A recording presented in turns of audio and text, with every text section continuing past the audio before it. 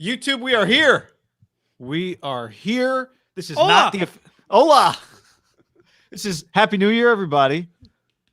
This is what you're watching right now is YouTube only. Oh, I got me playing in my ear. There we go. What you're watching right now is YouTube only. Because we just want to watch the end of the Panthers Saints game together, and then we'll start the podcast.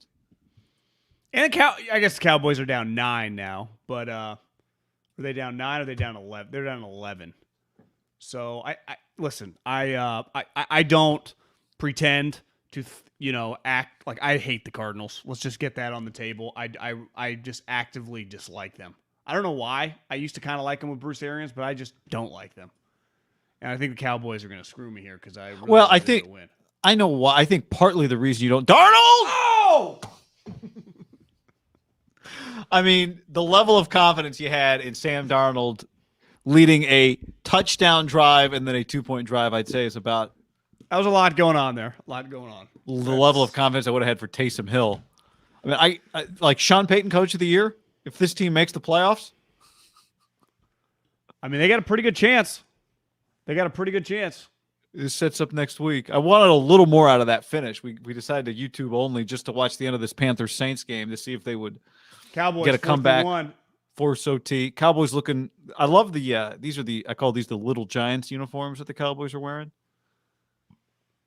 If the Cowboys did pull off this win, it would change the 49er playoff conversation.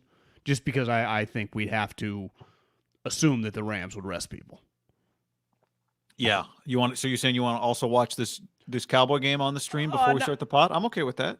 Not necessarily because they still got a long way to go, but let's just watch this drive. Left. Okay, we're hanging out with everybody, all you, YouTube only. Cannot count on anybody. WTF Panthers. I mean, I'll say this. Oh, double pass. Oh, he got him! Oh! Cowboys ain't dead yet, baby. They are not dead yet. I also am hoping that the Cowboys win this game, so next week against the Rams, if I have to purchase tickets because I'm being in Los Angeles, those fucking price drops. Right now, they are insane. I love that you would rather – I guess the game wouldn't be meaningless if the Niners would still have to win the game. It just gives them a better chance. How much is a ticket? I mean, for a decent seat, I'm talking if I buy 3 with the fees and shit, $1,500, $1,700, somewhere in that range. No, I mean, for 3 or 4 $400 to $500 a seat for anything for anything decent. Is that crazy? Is that just LA prices? I don't know. I don't know. Is that what it costs to go to a game? What's decent? Lower bowl? Is that what you're saying is decent? No, I mean, it's just like I'm not going to sit up in the nosebleeds. But what I'm asking is when you say decent, do you mean lower bowl? They have like 4 sections is what it looks like. So I would say the 4th section would be, like $500. Gotcha. But even upper deck's $300. It's very expensive. Feels like Laker Warrior prices. Nice catch, Deshaun Jackson. How many timeouts? Good effort. Like, guys, hey, Red Lions. Zone, we don't need you to switch to Seahawks, Lions. Although, onside kicks are always worth switching for.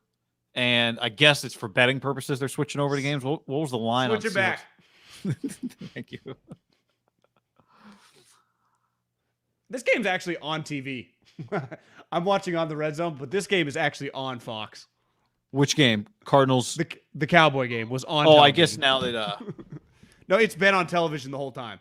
But I mean, now that we don't need to know what's going on in the Panthers-Saints game. Exactly. Fox. I see you, Dakota! Woo! So down 3. Obviously, just kick the extra point. Down 2 if you make it. They got 2 timeouts. 4:40 left. Cowboys were pretty atrocious most of this game. Yeah. God, these Cowboy uniforms are incredible, though. How about you want to just monitor the game and go, or you want to wait? Should we start the pod?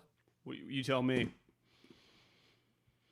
Yeah, I mean, it's a lot of hanging out to watch Panthers. I mean, it's a big game, but to watch Cowboys, Cardinals.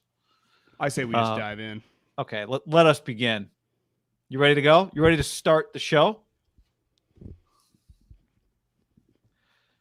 Welcome to the show. Hola! So we reached a compromise. Middlecoff said last week he wanted to do something different. The podcast is in 2022 will be the beginning. What do we start at the end of 2016, right? So like we're around the 6-7 year mark, 6 years of a pod. Is that right? 16 Well, to full year 21 17, was 18, 5. 19, 20, 21. Yeah, this will be our 6th full year. Well, And we've been the end of October of 16 to I'm not counting that. I'm just counting 17, 18, 19, 20, 21. We've done 5 legit full years. Yeah, okay. Gotcha. And a football season before that, and then this will Right. be our 6th full season. And then we did a radio show before that, and we started that show with Middlecoff, Hey Behaves, and Middlecoff has said he thinks we should change it. We didn't start the radio show like that. We did. We just started. Are you sure about that? We just started the radio show like a. I think we started the radio show with that for a certain point, and then the open would play. We just thought we'll have to ask Daniel Ogden or Derek. You think Papa we about both that. clicked open and said Middlecoff, Hey Behaves? I thought we did it on the radio show some. But- I'm pretty sure. I don't remember, but I don't. I've blocked out so many radio memories. Everyone already hates it, which is fine. We're not, Steve Jobs doesn't make his decision on what the consumer wants.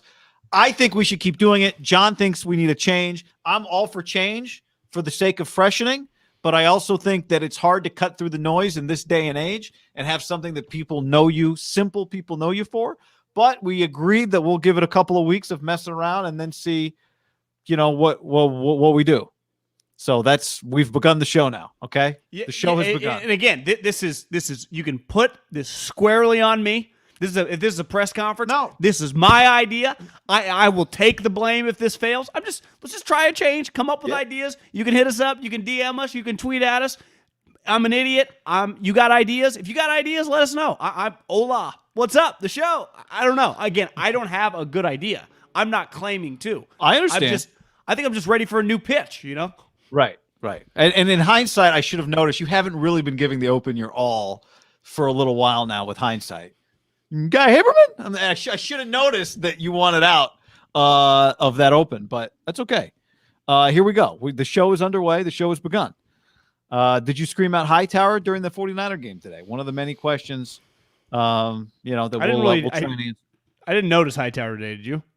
Well, on the Ayuk bobble and the fact that the Niners used 4 different punt returners in one game, I noticed in that regard, like, oh, big moment. Sure, let's throw Travis Benjamin down there to catch it eyeball high on a line. But that's that's that's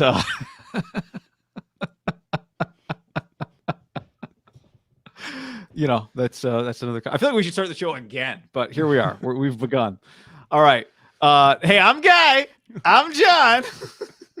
Or we could just do a self-produced one and then play it. We could. That's not a terrible idea. Some version. I did think some version of the open we did, but like a better version, slicker with some, something else mixed in. But that's okay. We got time on our hands. We can. Here's what you'll never say about. ideas. Here's what you'll never say about us. Afraid to fail. You'll never say that about us. Okay. Not afraid to try something out.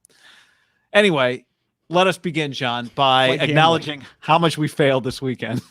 At mybookie.ag, promo code HAM and the number 1. We are undeterred, but we will tell you what we did this weekend. A number of locks that were not. MyBookie.ag, promo code HAM and the number 1. When you use that promo code, they'll match your deposit dollar for dollar up to $1,000. You can also decline the bonus because if you accept the bonus, you do have to bet the full amount before you withdraw funds. But either way, Ham won. Let them know we sent you. Where do things stand, John? Update the leaderboard. Yep, mybookie.ag, promo code HAM and the number 1. Well, Harbaugh, hit us in the nuts on, what day would that have been? Friday afternoon. Not great at all. Then today. It started before that. Could we $100 parlay, but $100, in modern day, 2022 is really, what does that get you? A sandwich and a pair of socks? But the $500 to me is a pretty big kick in the dick because we were taking a big swing on Cincinnati, which they played Alabama a lot closer than Harbaugh played Georgia, at least in the first half. Then today, we'd been keeping an eye on the Colts game. That had been ever changing the number. And I kept looking in my phone yesterday, and it wasn't on. You said you saw it, and then I remember I checked this morning, and it's 8, and then I put the $500 in, and before I can press accept, it said the line had moved to 8.5. Turns out it wouldn't even have mattered.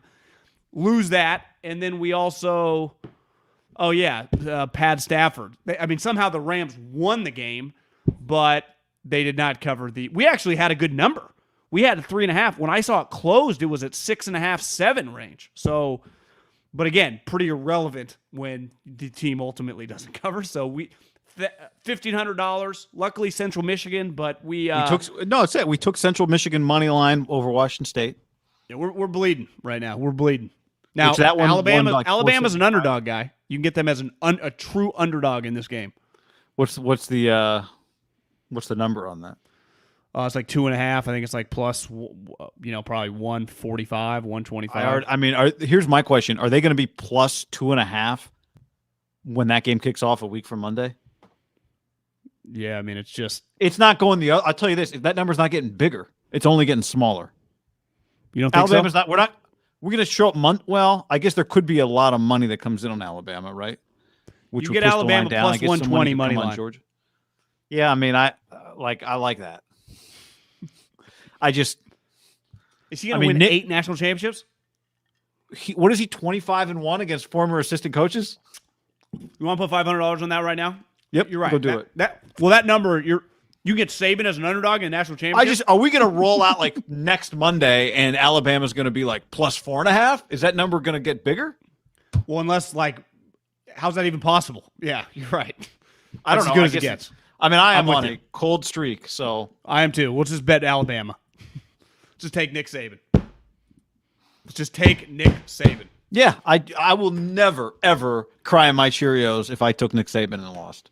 We did it. I did it.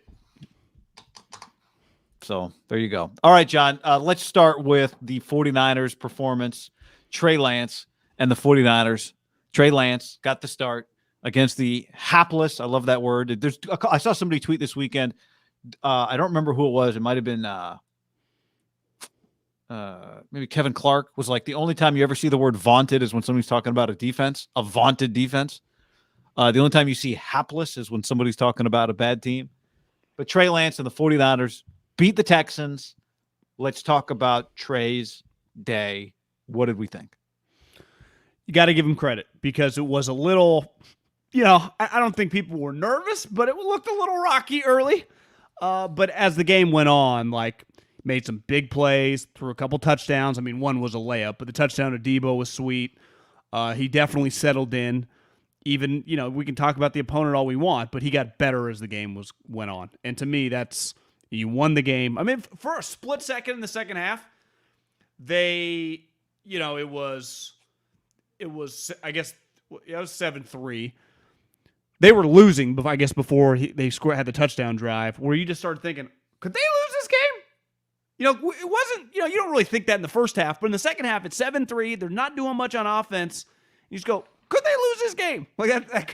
And then they score, and they go up, 10-7, and then you just get a little breathing room because you're playing the Texans, and they take care of business. But I think the end of the half drive was pretty big for them, made some plays, which they got a little lucky, right? Because they get the ball to end the half, but then the Texans call timeouts, then they punt it back, and then they start using their timeouts, and then they get the ball back. It was a pretty just Texans Kyle weird at the end of first half fucking situation. Yeah, look, I said this after the end of the half. It's good, I think, for a young player in Trey's position to have a few things to get lucky. And he got lucky on that drive. The ball went through the defender's hands, hits Ayuk. There's 7 seconds left. There's not enough time, you think, for another play. It goes through the DB or linebacker, whoever's hands it went through, goes to Ayuk. He steps out of bounds. They kick the field goal. That and the Marcel Harris fumble play, which I am pro forward progress. I did not think that one deserved to be blown dead because of forward progress. And then they get a pass interference as Gene Steratore is trying to explain the forward progress. So they caught some breaks there. But I thought what was important, I'm with you, was the end of that first half. It took some time for him to settle down. But I do think, one thing I was thinking about watching the game was he's only made one start. He's played another half. And there is an expiration. If you, I don't know, are trying to run a 7-minute mile, let's say, and you spend a month practicing to run a 7-minute mile, and then you stop for 3 months, you don't just start back up where you left off. Trey Lance started, and then he didn't get to start again after that. So I thought in the first couple of drives, it looked like his first start all over again. He looked uneasy as a runner. I didn't think he was really comfortable. The one thing he consistently does is keep his eyes downfield when he breaks the pocket, but he was breaking the pocket early. And you could tell by what Adam Archuleta was saying, probably some of the conversation he had with Kyle Shanahan this week was, well, Jimmy gets rid of the ball very quickly. And Trey was not getting rid of the ball very quickly. But it did feel like the drive at the end of the half just settled him down. And then he looked a lot more comfortable in the second half. And he made some great plays. He really made some great plays. If I had told you before the game that you'd get 16 of 23 for 249 yards, 2 touchdowns, passing, 1 interception, and I thought he had a rushing touchdown. No, they called. Oh, they took it back. That's right. Yeah, on Ayuk. But if I told you those were the numbers, 70% for 249, that's almost 11 yards per attempt. How many yards you rush for? 31. I mean, 4 yards a carry. Okay, 8 carries for 31 yards. I think I predicted a little bit bigger from a completion to attempts standpoint, but I think I would have taken that before the game if you had told me those were his numbers. Yeah, I remember a Raider coach told me this about Derek Carr's first couple years, and he was like, the one thing he really struggles with is early in games, he's so amped up. And you've heard like Peyton and just the elite quarterbacks talk about, there's like a balance, right? Like when you watch the scrum in the NFL or even college football, when the guy brings them up before they go into the locker room to then immediately come out for the game, every player is fired the fuck up, right? Linebackers, O-line, everyone's hit. It's like gladiators. But the quarterback, and probably the kickers too, like you can't really be like that. But it's understandable for young players to kind of battle that. And to me, he just looked first. I mean, guy, his home game, place is rocking. He's getting his second start of the season. He just looked amped and fired up. And I think that's kind of understandable. And he definitely just, part of settling a guy down is getting a completion, getting a first down, making some plays. And you can still see he's pretty tentative when he runs. Yeah. And he's not that fast relative to NFL players. Partly because he's, probably a 4.65 guy, his play speed. And most guys in the NFL now, I mean, we have defensive linemen running 4.5. Every linebacker's running 4.4, 4.5. All the slot corners and the safeties are all running 4.4, 4.5. Like the speed on defense has never been faster. Because a couple times, I think just the average, if you're not like some NFL scout or whatever, you might think he's moving a little slow. I think it's really more their speed, like because he's known as an athletic guy, and he is athletic, but he is not a burner when he runs. To me, his running is going to be, he's going to use that as like a second, like a change-up pitch. Like his pitch, and as you saw, is like when they hit the big Debo play, is going to be throwing the ball. He made a couple nice throws to that Ayuk play that kind of got him going. Was that on the drive before half? They moved across the hit him on the slant. Yep, 42 yards. Then late in the game when he hit the one-handed catch to Kittle, like he's going to be an explosive passer. He's not going to be some guy that breaks like rushing records in the NFL. And it's understandable, myself included. You kind of got to get to know the player because it's not like we learned about him as he played in college, right? Like when C.J. Stroud gets to the NFL, you're going to have a pretty good idea. C.J. Stroud's a passing quarterback, right? He's a smooth passer. Bryce Young's going to be more like a Russell Wilson because we get to experience these guys. Like there's no experience. And then even when you watch North Dakota State, I think you struggle with, how much of this is relatable? Besides, yeah, he can go under center. But just in terms of like, he was running by guys and juking guys out. Like that's not really going to be his cup of tea here, right? There was one play when he got stuffed where it's just, Reed, that fucking guy's good. I mean, he's probably one of the better Stanford prospects of the last decade on defense. And he hawked him like that. And sometimes you learn right away, like, you just have to utilize your play speed and what you can and can't do. And there is and we've talked about this nonstop. There's a learning process as a player, whatever position you play, but definitely the quarterback position, and definitely the quarterback position when you are an athlete, right?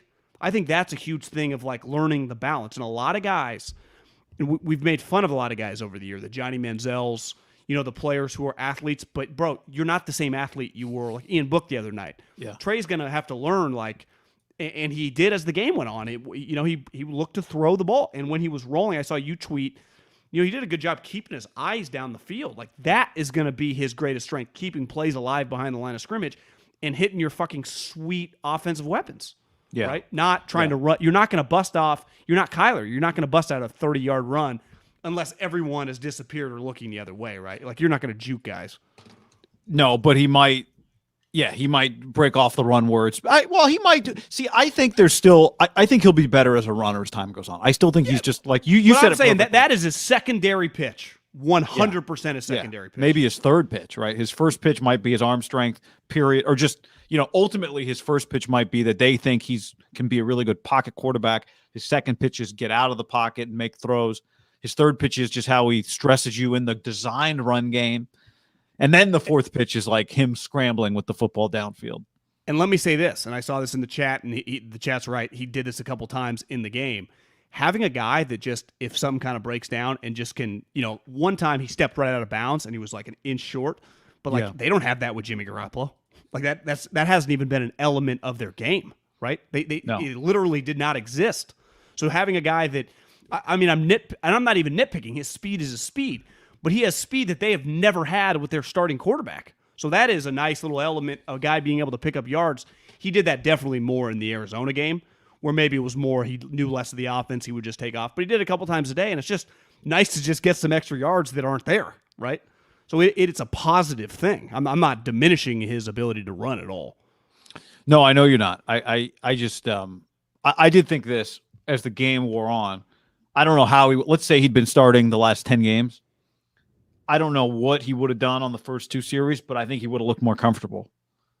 And I think I was hoping that would be the conclusion I'd reach by the time the game ended, and it was. By the time the game ended, I looked back at those first few series and thought that he just looked like he was trying to catch up, right? He hadn't played in a long time in an NFL game. He hasn't played a lot of football. And I think I feel a lot better about the way the game started with hindsight. And, I was hopeful at the end of the half when they had 2 minutes and a couple of timeouts that a 2-minute offense might be the thing that forces him, kind of shakes him out of it. Ultimately, they ran 3 plays and, had to punt. And like you said, they got the ball back again and they called. But did you notice, they were calling timeouts when the Texans had the ball? Like, Kyle wanted the ball back one more time and they got 3 points out of it. But, sometimes I think for guys. Maybe you watched the Rose Bowl yesterday and realized, I don't want to just not use my timeouts. Maybe. I know that was. But you mean Jamar Chase, Jackson Smith, and Jigba? But I think with hindsight, and this goes back to something we talked about during the week, how much I think Kyle's trying to find his way with Trey a little bit too, right? Kyle's rhythm is going to be different because he hasn't called a game for this guy, really. I mean, he's called one, but he hasn't totally found his groove. I mean, it's, again, I thought George Kittle would get more involved just because George wasn't that involved last week, and that didn't really happen. Kittle had that early kind of end around and then the one-handed catch, and those were his only 2 touches of the game. But I think there is a big feeling out process, and I look back. Well, we can talk about development separately. But I'd say this with the Kittle thing: when you only have 23 attempts, especially a young quarterback, I think right away, if you just said, "Hey, let's just pick an even number, 25," you would probably say 35% at minimum are just going to go dump off passes. Right? And that's just the nature of, hell, you could watch if Brady or Rodgers throws the ball 40 times, 8 to 10 of them are going to be the check down, right? Most passes are, you only run so many go routes, even though it feels like when the teams playing the Niners should run them every play. I don't understand why why are you running the ball? It does not make sense. As a guy, as just pick any corner, any of them. Yeah, every single 49er fan could advance scout this team. It's guys, just run deep. What did Tom Hanks say? Throw deep, baby. Just do that on the left or the right side. So I just think Tom was quoting Kenny Stabler. Yeah, he was. Throw deep, baby. And I thought he was aggressive down the field, and some of them are called shots, right? I mean, the Debo one was clearly a called shot. I know they kind of, on his pick, they called it out on the broadcast, And part of that is like I saw, I think Kroenke saying like that is not going to be the backside read. Like that's not even where how he's open looking in Debo that was. spot. Yeah. Yeah, so he's going there, and that's just he underthrew it a little bit. But let's face it, like we've seen Jimmy miss that pass. Now it's not a great pass, it's a killer anytime you turn the ball over. But yeah, I mean, I thought for the most part, like he just got much more decisive like what freaked me out early in the game is like he's not very decisive. And then I got to take a step back. He hasn't played that much. You got to let it breathe. That's why I wasn't going to tweet in the first half and just let the thing fucking just take its course. And it did. It took its course as the game. Now, part of it is the opponent, right? It might have been hard, not in a good rhythm if he's playing a good team, but that you just can play who you're playing. Yeah, when you play 17, but that's the thing. Like when you get to play a whole season, you play some really good teams, you get to play some bad teams, you get to have some good games. I think it's critical ultimately for Trey. Like, well, again, I'll save this for our next conversation. Here's the thing I'll say about this game. At halftime, when it felt like it was pretty uneven, like it wasn't very good from him until that last drive, I looked down. He's 10 of 13 for 105 yards with the interception. I think in some ways it probably felt a little worse. And again, ending the first half on a high note really helped him. But yeah, I think in some ways he's more comfortable throwing the football than he is on some of these run plays. Part of the stat though, he got I think 45 yards on the IU catch. I'm talking more about the 10 of 13, but you're right. The yardage was. I mean, they're just trying to play it safe. How about the second fourth down, the second 4th and 1? I actually thought when they punted later in the game on 4th down, they should have gone for it. The 4th and 1 play where they line up I formation was that. I don't know if it was. It wasn't in the red zone. Was it in the red zone? Line up I formation, turn around, play action, rolls to his left. He's got Kittle in the flat. Then he's got Debo behind him. Then he's got Ayuk behind him. They took away all three of them, kind of. They were all covered. I thought early the Kittle throw was there, but it's hard. That angle is tough. He's going to have to catch it and then turn upfield. It was going to be a difficult play. He quickly decided he was just going down the field. And then Debo and Ayuk ended up in some of the same area, and it wasn't great. But I appreciated on 4th. He was not looking for the check down, which in that spot, maybe it was Kittle. I don't know if Kittle was the first option or not. They took a shot is what it turned out to be. However it was designed, I don't know. But while I didn't love it, I appreciated, it was like on one hand, I hated it. On the other hand, I appreciated it. If you're going to do half the field on a rollout, right, on a 4th and 1 or 4th and whatever, you do just naturally have to have guys behind him, right? You can't have guys on the other side because he can't look over there. So yeah. I understood why they have the guys, but I give the Texans credit on that. They took the play away. Like that play was fucked. I guess my point is on 4th and 1, there was I know they had tried the pitch play on the previous 4th down and it hadn't worked. But on 4th and 1, I don't think you have to do anything too crazy. Maybe they thought they'd get a touchdown on that play. I just appreciated the aggressiveness. Now, I think it's also aggressiveness that against a better football team might bite you, right?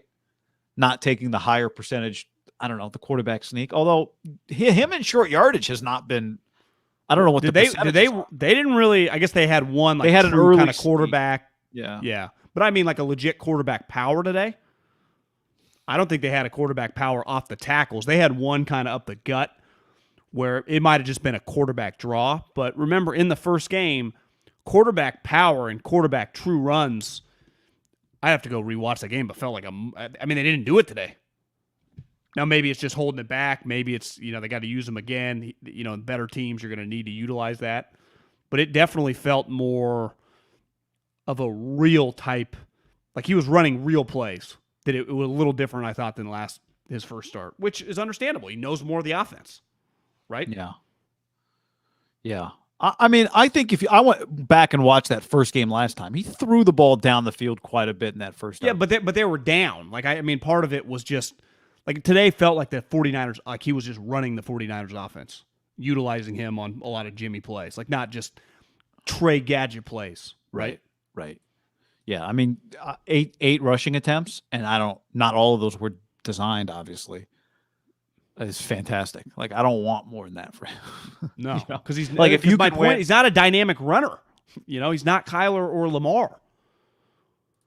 because when I say dynamic runner, there are only a couple dynamic runners. Like there are a lot of, like Josh Allen is a more dynamic runner than this guy, right? He's faster. He's more elusive. This guy, Trey's not that elusive in space relative to like NFL linebackers and NFL safeties. He's not going to juke those guys out. No, and I think the part of his game that I'll be interested to see in his run game, if it comes, is it's not a big contact right now brings him down for the most part when he's in space, because I think he's a little unsure if he should try and accelerate or if he should try and make a guy miss or if he should try and run a guy over. And sometimes he ends up doing none of those things, and there's no yak out of it. And my take would be just avoid those at all. Like I don't want you to even test yourself lowering your shoulder. Like totally, Cam Newton came into this league. That was going to be a huge part of his game. Like to me, for this guy to be successful, he has to be a thrower. Yeah, but I guess ultimately, if he tries to juke or decides to accelerate, he's not going to take as many square shots as he does when he kind of breaks down and isn't sure what to do. I think that's where you take shots, is where you like put your arm out to try and like brace the defender and you kind of go down. And but I think that's a small part of what we're talking about here. I thought he throws the ball hard. He did it again today, but he had touch throws. That was the other thing, right? Like, what did you think of that part of his game in terms of his fastball, but the ability to use off-speed kind of throws? I thought he threw with some touch. Thought it was a lot better today. A lot better today than the first time. And it's just being more sure with your arm. There was a play where he kind of lobbed it a little bit to Jennings, and Jennings had to make a good catch, kind of below his feet. Yeah. But I just think you got, like, not everything has to be a 100-mile-an-hour fastball. But when he had to let it rip, the Debo play back across the middle, he did. The Ayuk slant, he did. The Kittle play, he did. But then he also just had basic the ball he wheel threw route to or whatever. Ayuk in the end zone. Yeah. The one Ayuk couldn't bring it in, but I mean it was. But even just like the basic, I know it's a layup throw, but we've seen young guys fuck it up. The first touchdown pass to Elijah Mitchell, just the rollout and just dump it. Didn't throw it. There was once a running quarterback for the 49ers not that long ago that was not something his cup of tea, right? And it's understandable because you see it in baseball a lot of time. A lot of guys don't know how to throw off-speed pitches because his best attribute is this kind of cannon arm. He could make throws. Like his arm power is just much, obviously greater than the other guy. It's pretty eye-opening. Even Davis Mills, who's, pretty solid young player, he's got a much stronger arm than Davis Mills. Like Davis Mills, his arm, I'd say like is a cousin-ish, type. See, I think it's a little better than Cousins' arm. Cousins has a good arm now, though. Yeah, that's true. That's true. This is a good point. Let's not forget this detail to go back to. Let me see where this comment went here. Who said this? Blah, blah, blah. I can't find it. Somebody said he only got one ball batted down at the line of scrimmage. That was nice. Right. That was a big talking point. Yes, it was. Previously. So what did you think of his throwing motion? We spent a lot of time talking about that after his last start. I think one of the reasons it really stood out against the Cardinals was because the balls were getting batted down. And it was like a coaching point that the motion was delayed. I didn't even think about it today. It wasn't something that really crossed my mind or thought that it was. I thought more early on when I thought he was struggling, and this will be something big picture that he's going to have to improve on, is just being decisive with your reads. And even Archuleta kept mentioning it. Like the other guy's strength is getting rid of the football fast. Like Jimmy is 1-2, boom. Now we don't always know where it's going. It flies. Sometimes he's like, I don't think he knows what to do. And then or knows where he wants to go with the ball. Then he gets frenetic in the pocket. To me, that was a much bigger issue than I didn't notice his arm release today. Yeah, I didn't notice as much either in this game. And maybe it was directly related to the batted passes. I think also it was related to the fact that there weren't a lot of situations where it felt like, even though there were times where he didn't throw right away, right? He's holding the ball in the pocket or getting out of the pocket. It didn't feel like when the ball arrived at the receiver, it was late. Right, there weren't a lot of situations. He had one pass kind of behind maybe Sherfield or Debo coming across from the screen, coming from the bottom of the screen to the top. They were going right to left. He had one pass that was kind of behind, and then he had the ball that Debo dropped. But I think for the most part, once he decided to throw, the ball was in a catchable place, and it wasn't late. Like there wasn't all of a sudden a defender there. And part of that might be like Arizona just has better playmakers on defense than the Texans are solid, not as a team overall, but they can give you a little bit of battle for 2 or 3 quarters for the most part. Solid. JJ, I mean, at the time was there. An underrated part of his game was he always batted passes. Like that's maybe what he was really good at. I'd have to look back on how many balls he batted that individual game. He definitely had 1 or 2. There was a play today, like with Sherfield going over the middle, and the linebacker made a great play, kind of leaped up, got his hand on it. Which I mean, Kirksey.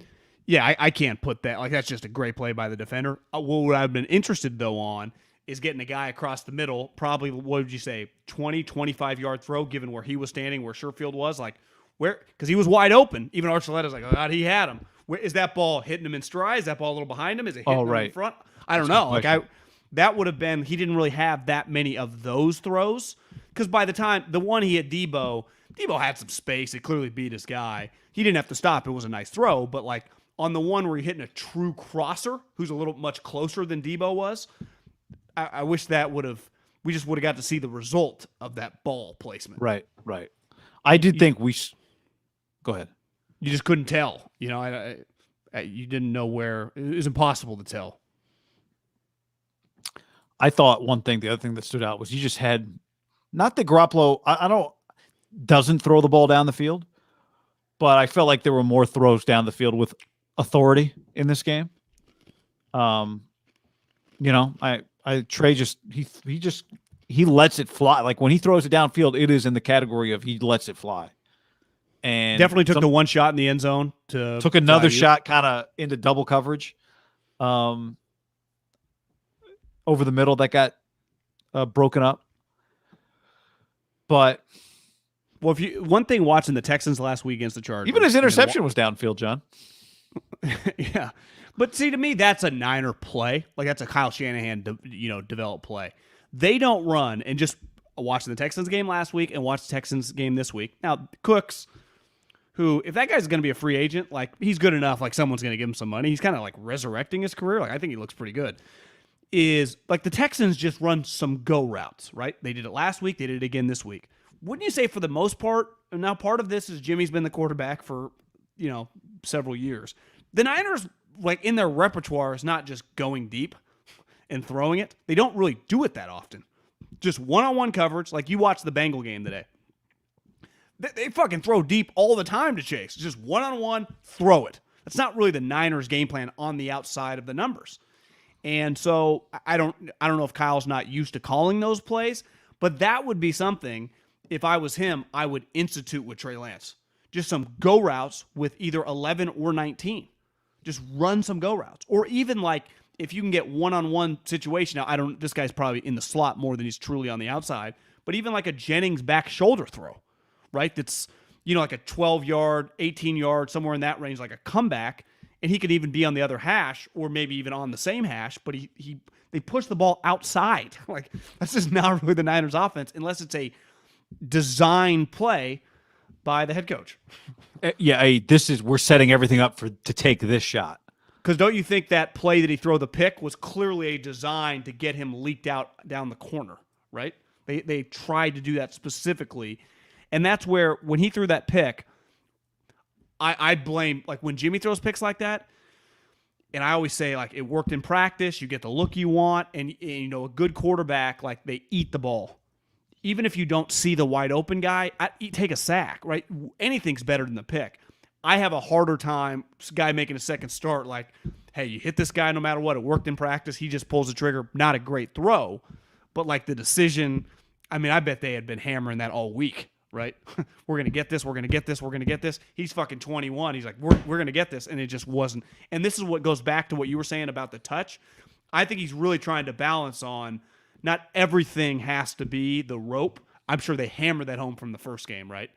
Work on some of this. I bet they've been working on it in practice. I bet the guys on defense are pushing it. And I think there he tried to make a perfect throw. And you can see, even you're playing a shitty team like the Texans, these guys are still pretty good athletes, man. You're watching. There were a couple plays early on when he got tackled in space. I bet he realized, like, God, this is what a 4-12 NFL team looks like? Holy shit. Right. You don't, by and large, you don't get to sleepwalk on anybody. Hell, the Bucs didn't get to sleepwalk on the Jets, right? It's They had just to come back to beat the Jets today. unlike the NBA or baseball. Even if you're on a bad team, every game is so big as a player because at any moment you can get cut. At any moment, this could be it's your resume. I bet most guys on the Texans, like how many guys on the Texans right now, agents are telling them. I think they mentioned this during the broadcast. He was like talking to Rex Burkhead. They're like, "How many of you guys are on 1-year contracts?" He's like, "I don't know, a lot of us." It's like they're all just kind of mercenaries. Probably the wrong word, but because but that's what it kind of feels like. But they don't have terrible players. Like you watch the Texans, they got some legitimate NFL guys. Well, every time something happens in not every time, but they got a lot of guys where I'm like, oh, I remember him from being on that other good team. Oh, I remember him when he was on that. Do they have Philip Lindsay? Yeah, they got Philip. Or is he on the Dolphins? No, they got Royce Freeman. They have Philip Lindsay. I think might be on Miami now. He is. Maybe I saw him last week. But yeah, they got enough guys where it's just like Cooks and Burkhead, and maybe that's the whole list. I remember him when he was good. Chris Conley? Was he on the? That's Chris Conley. Yeah, I think this guy was on the Chiefs, but I'm not quite sure. Yeah, he was on the Chiefs. Conley was on the Chiefs for years as like a third, fourth wide receiver. All right. So the big picture now with Trey Lance, I think, is the next level of this conversation. And part of this goes back to what we discussed in terms of his individual game performance, some of the things that stood out. But I think one of the big questions, and we'll probably address this in a different way as the week plays out, can he beat a better team? I still think, and even at halftime, just kind of making notes of, how I felt at that moment.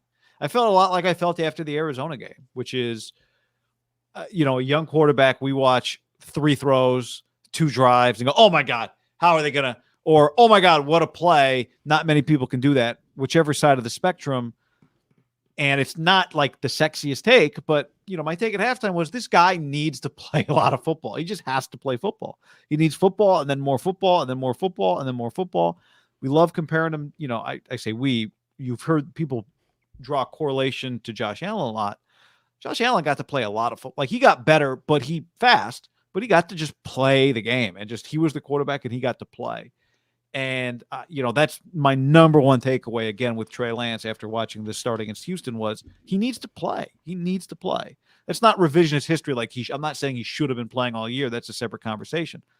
But if I'm John Lynch and Jed York calls me, he's like, what do you think? I'm like, well, Jed, I think he needs to play more, a lot. He needs to play. Yeah. I mean, to me, we'll get in, I'm sure, as the week goes on. Like he should start this week no matter what and just keep starting moving forward. One thing I think you deal with young, athletic, running quarterbacks that you never do, even with a guy like Jimmy or Carr, like that level of athlete, and obviously to like the Manning and Brady's, they can't move at all. They always have to perfect like the sliding in the pocket. Like say what you want about Jimmy. Jimmy, for the most part, is pretty good in the pocket, just kind of moving because he has to be, because he cannot run away. Early on in the game, and you'd have to talk to like quarterback coaches, and a lot of quarterback coaches, I guess more and more have been around them now, but these guys didn't really exist. I would say over the last like decade, there have been a ton more. But sometimes, like if his first read wasn't there, this happened early in the game because as the game went on, he got more decisive. Instead of like moving over, he like takes two sprint steps. So he's like kind of runs into like almost the back of an offensive lineman, then he has to run away. And I think that's an early sign of athletic quarterbacks. You got to battle through that. There's a balance of being calm in the pocket and not being frenetic and then knowing when to just kind of take off. And I think Russell's probably the best example of a guy that like mastered that over time. Those first 4 or 5 years, I think their guys would tell you it was fucking all over the map. Deshaun kind of got to master it at Clemson, and by the time he got to the NFL, was really smooth at it. And he can even be like that a little bit, but we haven't seen him in a while now. But I always thought he was a smooth athlete in the pocket that then waited to kind of move. That is one thing that is going to be an off-season project. Now, I don't know the drills or whatever. It's hard to obviously replicate true pass rush in just shorts and T-shirt, but they got to do pocket stuff, right?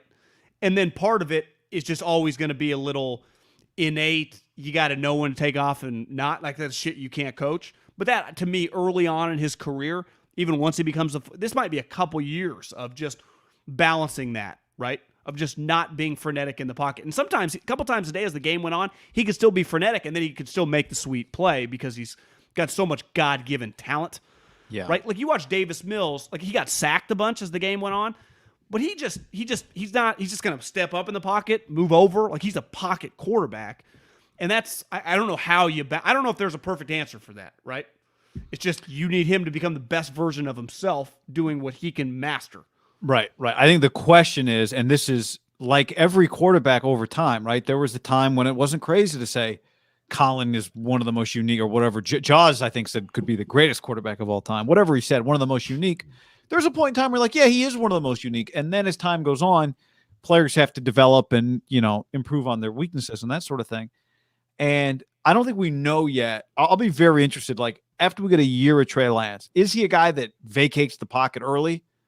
Some would use the word just leaves. Leaves is a good name, but vacates is red area football talk. Does he leave the pocket early a lot? Right?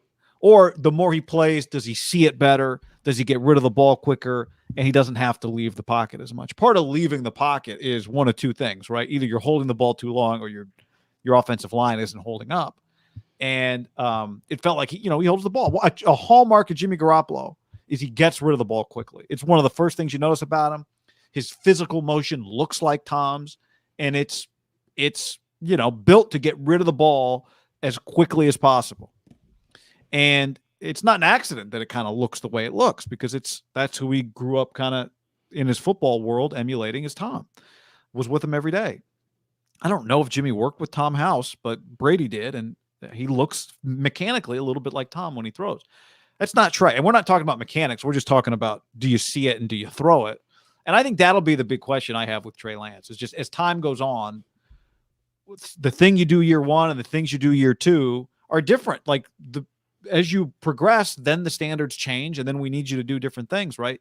As you get more expensive, now you got to carry a team more, all those sorts of things. So I think the number one question with him is, will he – I love John. I think to me, one of his greatest qualities is one of the hardest qualities to find in a quarterback that he is a mobile quarterback that wants to throw A, B, C, D. He does not look to get out of the pocket to run or to panic or to scramble. He looks to get out of the pocket to create more time to throw, which I love about him. But I also think he's realized early on in a couple starts, like, I don't know, I'm not running away from as many people as I definitely did in college, right? Because he would have plays in college where he would juke guys out. So he knows right away. That's actually a good lesson to learn. And maybe it just would have come without that. Like he did not look to run. And maybe that's a coaching point they have in him. Because the other thing that I wrote down, and this is just, it's unfair. Like this, he's going to get, to me, a first year before. I'm not Zach Wilson, Mac Jones, Trevor Lawrence. They got beat 75-0, it felt like today. It's going terribly. And it's like, okay, you hold on to the football too long. Well, every single game, imagine for these young players, you are seeing things that you've probably never seen before. So if you're holding on to we were critical of Jimmy holding on to the footballs too long sometimes, right? When a couple times, he took a bad sack in the Tennessee game. He's a 30-year-old veteran in a big spot, right? You're allowed, Peyton Manning and Tom Brady probably have plays where they hold on to the football too long. But there are given situations, if you're watching football throughout a weekend where you're like, well, you cannot take a sack here, right? It'll take you out of field goal range, or you're out of timeouts to end the first half. You got to get rid of the football. And to me, those are things, the more comfortable you are with your offensive players, the more comfortable you get with Debo, Ayuk, and Kittle, the offense, what you're seeing on defense. And you're going to get, assuming he plays this week, maybe gets a playoff game, and then the first half of next year, he's going to be seeing all sorts of new shit. It's going to be a work in progress to me. Him holding on to the ball, I'm not going to criticize him for that right now totally, because it's kind of unfair to do to any young quarterback. You can be critical of Russell Wilson holding on the ball too long. He's been in the league a decade. Even Josh Allen, and Mahomes, and the guys that have been now starting with, if you've had 16 straight, you start doing the math, you're like, well, these guys are at 60, 70 career starts, right? They've seen how many different cross dog, cover 4s and 7s can you see? Trey Lance, there's a chance today he saw a defense he's never seen today. Bro, I've never seen a safety do that on cover whatever. Right? I mean, and he's going to get, I guarantee he's going to get some of that this week, right? Just listen to you talk. I think we've talked a lot. I'm not breaking news to anybody that he hasn't played a lot of football. We all know it and have probably heard it too much. But to your point, today was the second game he's played against NFL level athletes, right? Like Joe Burrow didn't play in the NFL at LSU, but he played against a lot of NFL level athletes. How many NFL level athletes in practice every day? In practice, yeah. Just think about the amount of playmakers on the field relative to what Trey Lance has done before. So when you say he's played 2.5 NFL games now, it really is nothing when you start thinking about the speed of the game. The quality of the players that he's facing is really, really, really high and really new to him. Really new to him. And I think when we think about development, we always talk about year 1 to year 2 the most. Start 1 to start 2 or game 1 to game 2. I think we talk about that for teams. But to me, game 1, if game 1 is week 1 and game 2 is week 2, okay, or whatever. If they're successive, if they're in order. But that's not what he's experienced this year. He played early and then didn't play for a really long time. So I would love to see him, if we're just talking about his development standpoint, I'd love to see him play 3 straight games to end the season. Well, I would going say this into next year. And we talked about this week. Mac Jones, the games he's played in this year have mattered because he's on a playoff team. The other 3 guys who have been full-time starters, Trevor Lawrence has not played in 1 game that's mattered, and it's a complete shit show disaster. Zach Wilson, their games don't matter. I mean, like today it mattered to Tampa for seeding, but whether they won or lost, it does not matter, right? It just doesn't. The outcome does not matter. The Bears beat the shit out of the Giants today, but again, it doesn't matter. Trey has had 2 starts, and like Mac Jones, Mac's had a whole season, so I know they lost some early games. But like Trey, the Niners had, especially today, they had to win. The Niners had to win, must-win game. Now, it's against a shitty team who's going to go 4-13 probably. But still, I promise you that's not how it felt to him. Fuck no, they had to win. So there's a pressure on that, and maybe that goes back to what I said about early on in the game. It's why I was not going to tweet about the first half, really, about him. And really, I'm not going to give away our takes for free to Jack Dorsey. But that guy, I understand him being all amped up. It was understandable in that. But I think he still owns, he's still invested in the deal. Yeah, gotcha. He went to Square, their other venture, that I think is making a little bit more money. Literally, it's just zoop, zoop, swipe, plug. I actually heard this venture capitalist talk that funded Twitter and said, I tried to tell them 10 years ago that you should incorporate, it should have been one company, right? You trade money, do money on Twitter, it'd all be one, and it would have drawn everyone there. Instead, it's just turned into this place where people just scream at each other. Is that why Venmo tells me what everybody's up to all the time? Yeah, because it kind of incorporates a communal aspect of it. But do people oh, what's up, man? I just texted you. I just saw you sent Bethany $25 for pizza emoji, and I just want to see what you guys are up to this weekend. It's weird. When we exchange money, we do private. I don't understand. All right. Before we go any further, John, let's tell the people about Indeed. Indeed.com/ham. Indeed.com/ham. This is where it's at. Right now, you need to get your team lined up for the new season. The NFL postseason is about to begin, but a whole new year is about to start for you and your company. And to get the right players on your squad, you go to Indeed.com/ham for a $75 job credit at Indeed.com/ham. Guy, we're all looking for workers. And instead of spending hours on multiple job sites hoping to find candidates with the right skills, you need one powerful hiring partner that can help you do it all. With Instant Match, as soon as you sponsor a post, you get a short list of quality candidates with resumes on Indeed that match your job description, and you can invite them to apply right away. Plus, you only pay for quality applications that meet your must-have requirements. Indeed makes it easy to make great hires. That's what we're all trying to do. Get high-level employees, like George Kittle, Brandon Ayuk, start winning games, start winning in life, start winning in business, and that's where Indeed.com/ham is here to help you do. Yeah, don't end up like Shad Khan hiring Trent Baalke and then maybe firing Trent Baalke because other people told you that they don't want to work for Trent Baalke. When you go to Indeed.com/ham, You work with Instant Match, where over 90% of employers get quality candidates as soon as they sponsor their job post.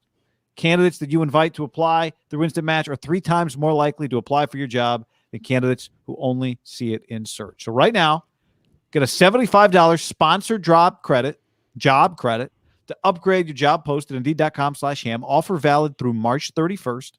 Go to Indeed.com/ham to claim your $75 job credit before March 31st. Indeed.com/ham. Terms and conditions apply. Need to hire? You need Indeed. Indeed. Yes. Podcast also brought to you by BetterHelp Online Therapy at BetterHelp.com/hampod. BetterHelp.com/hampod. Guy, here's the thing. It's been a long year. It's been a long couple years, and obviously the start of a new year. This is not a crisis line. It's not self-help. It is professional counseling done securely online. You'll get timely and thoughtful responses, plus you can schedule weekly video phone sessions, all without ever having to sit in an uncomfortable waiting room. BetterHelp is committed to facilitating great therapeutic matches, so they make it easy and free to change counselors if needed. You don't like the counselor? You get a new one, guy. We all need some help sometimes, and that's where BetterHelp comes in, betterhelp.com/hampod, and the service is available for clients worldwide. Yeah, again, it's HamPod is after the / betterhelp.com/hampod. Customized online therapy, video, phone, even live chat sessions with your therapist. You don't have to turn the camera on or be on camera if you don't want to. If you don't want to try it that way, that's fine. It's much more affordable than in-person therapy, and you can start communicating with your therapist in under 48 hours. Invest in your mind like you invest in everything else. What a great way to start the new year. It's a safe and private online environment, and it's convenient. Yep. Start living a happier life today. As a listener, you'll get 10% off your first month by visiting our sponsor at betterhelp.com/hampod. Join over 1 million who have taken charge of their mental health. Again, that's BetterHelp, HELP.com/hampod. BetterHelp.com/hampod. BetterHelp.com/hampod. All right, John. So the Niners won the must-win game they had to win. They did not get the help from the Panthers that they needed, which means that their work for the postseason is not done. I would say they also didn't get the help from the Cowboys, giving the Rams the division and just putting the urgency of that game. Now, I said it a couple weeks ago. I struggle to root for teams. Obviously, I want the 49ers in the playoffs. It's good for business. It's good for my entertainment. It's good for my text chains. But, like, today, I mean, don't get me wrong. I was rooting for the Cowboys to beat Arizona. I wanted the Rams just to win the division. Obviously, the Niners can't win the division. But, like, I was hoping Carolina, but I actually didn't have much faith in Carolina. So they are in a position now where the Rams, and we'll see how it plays out, how they schedule the games next week, but more than likely, like, the Rams are going to try. Because last time I checked, guy, you win the division, you get a home game. And the Cardinals, who play Seattle in Arizona, I'm pretty sure that, you know, now Seattle, Russell claimed he was going to get traded, but yeah, it's in Arizona, or he might get traded. Like, I don't know, man. I think it's going to be, if Trey Lance has to start on the road in a must-win game to get in the playoffs against a team trying to win the division, like, it's going to be a little different than today, guy. Well, first of all, I would remove the quarterback from it. If Jimmy Garoppolo, I mean, I know they have Sean McVay, Kyle Shanahan has Sean McVay's number and the Rams' number, but there's a scenario where the Niners, where a Saints team who's been searching for, I mean, with their quarterback situation makes the playoffs.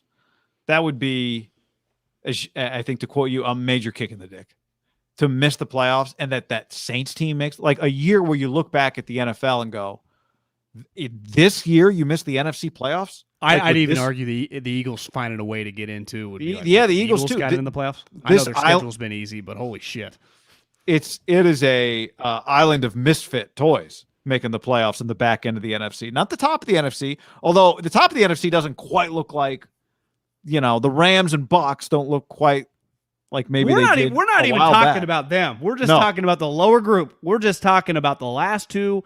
A little bit like, listen, I was able to talk a lot of shit about Kingsbury because he missed the playoffs because the Bears got in at 8-8. Part of it is like it was harder. No one was shitting on the Miami Dolphins last year when they went 10-6 and they missed the playoffs. Like, you go 10-6, that sucks. It was just a year you had to have 11 wins to get in the playoffs. That is not the situation currently, right? Now, the Eagles do play the Cowboys.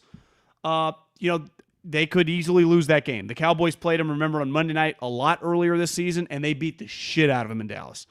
The Falcons, watching a little bit of that game against Buffalo today, were feisty. Josh was not good, threw a couple picks. But again, like I cannot, like, I'm giving the Saints that win. The Eagles, I wouldn't quite give them that win, but the Niners, they would just have the same record because they're not, assuming that if, let's just say the Niners lose, the Eagles have 9 wins, right? The Eagles are already at 9 wins. The Saints right now are what, 8-8? So they have to win to get to 9-8. Yeah. The win today got the Saints to 8-8. Now the Niners win, they're in. It's just that simple. You win, you're in, because the only other team that get to 10, fighting for the 6 and 7 spot would be the Philadelphia Eagles, which obviously you own a tiebreaker against, but it doesn't even matter. Like, there's be no tiebreaker. You just have the 6 and 7 seed would be 10 and 7, right? Right. Yeah. And clearly this is going to be one of those. It's a pretty easy week for Sean McVay. These guys have been kicking the shit out of us before you got here, Matt. This year when you're here, Matt. And hey, Matt, can you stop fumbling and throwing picks for the love of God? Because his pick 6 today was terrible. He threw another pick where he forced it down the field, and then he had a bad fumble. Like, someone forwarded me a text that the broadcast said that in his last 51 passes, when he threw the second pick, he had thrown 5 interceptions in 51 passes. I don't think it's over the top to say, given the money he's being paid, what they kind of imploding down the stretch. That many turnovers? That's insane. Rodgers has 4 picks this year. He had 5 and 51 passes. I mean, that's, there's a separate conversation depending on what happens with them in the postseason about maybe we should listen to a fan base when they've watched a guy for 10 years and tell us, hey, he's not exactly what you think he is. Now he's got a chance to kind of reverse what Rams traded for Jared Goff. That's not true, but I found it funny. A strong arm Jared Goff. I mean, I know they didn't trade for Jared Goff, but if moving to Matthew Stafford hasn't actually ended Sean McVay's search for a quarterback, then they upgraded, no question. They've got a better chance to win the Super Bowl because of what they did. But yeah, there's serious questions about him, and I think it's a reminder that nothing. I don't want to sound like an NFL Films voiceover, but for the most part, nothing in the NFL is given. It has to be earned. And again, I don't want to sound like an NFL Films voiceover. In the NFL, nothing is given. All is earned. Niners have to, in all likelihood, beat the Rams. Now, the Saints could lose to the Falcons. That's definitely possible. The Falcons end up losing to the Bills today. Yeah, the final score was 29-15. Okay. So the Matt Ryan dive play was a pretty bad call by the refs there, but Josh Allen was 11 of 26 for 120 yards and threw 3 picks. My God. He threw 3 picks, 120 total yards. And they still won by 14 points. The Dome team came up and was in that game. Holy smokes. Matt Ryan was 13 of 23 for 197, no touchdowns or picks. Yeesh. God, that wasn't an ugly game, but he was sacked 5 times. That game was ugly. He had a rushing touchdown they took away. I don't know if you saw that. I did not, no. Yeah, he dove, and they said he was giving himself up. And then after he thought he'd scored a touchdown, he taunted, and so he was down at the 1 and a 15-yard penalty after what should have been a touchdown. As people keep saying in the chat, the Vikings win tonight, the Eagles are in. Which makes Vikings, sense. Right, we're recording this before Vikings-Packers, and we're giving no faith to the Vikings, I guess. Kellen Mond? No, it's Sean Mannion, right? Sean Mannion. Yeah. And I think by the time you listen to this, you might already know the answer. But for those of you on the stream, if I heard this stat in passing, but I wasn't able to nail it down. I think I saw something along the lines like of all Sean Mannion starts come in week 17. Like historically, that's like, the Rams shut it down. Sean Mannion starts. Because technically this is week 17. This is week 17. Yeah. But but it's not because the games matter and he's, the closer coming out of the bullpen. Listen, we are here. The facts are the facts. You could argue it's pretty embarrassing that they're even sitting here. Like, they are too talented. But again, like, it's irrelevant. It's all talk. Just that they're in this spot should make even people in the building a little uncomfortable. It shouldn't be this way. It just shows you how many games they've blown throughout the season. I mean, blown. You can count 3 with ease off the top of your head. Blown. And it just shows you, because in theory, the 7th spot, because technically, while the Eagles would be in, they're only in because of the new playoff setup, because they could still get the 7th seed if the Niners win next week. If this was a normal season, they would not be, if this was the old playoff format, the Niners and Eagles would be in. Because they'd be 9-7, right? Or the Niners would be in because they beat them head-to-head. So the Niners would be the 6th seed. The Eagles can get in, and they still might end up being the 7th seed. So it was like last week the Broncos won, but somehow the Cowboys won the division. I saw someone that it's like, I've covered the NFL for 30 years. This is the most bizarre tiebreaker thing I've ever seen in my life. Like, wait, the Broncos won or lost, and the Cowboys won? It's like, what? Because it wasn't even an NFC game, but it was all this conference tiebreakers out of conference, all this, bullshit. Yeah, yeah. But if they lose, they need the Saints to lose, right? They got to stay out of ties with the Saints because the Saints have common opponent tiebreaker and conference tiebreakers, conference record tiebreakers if they beat Atlanta next week.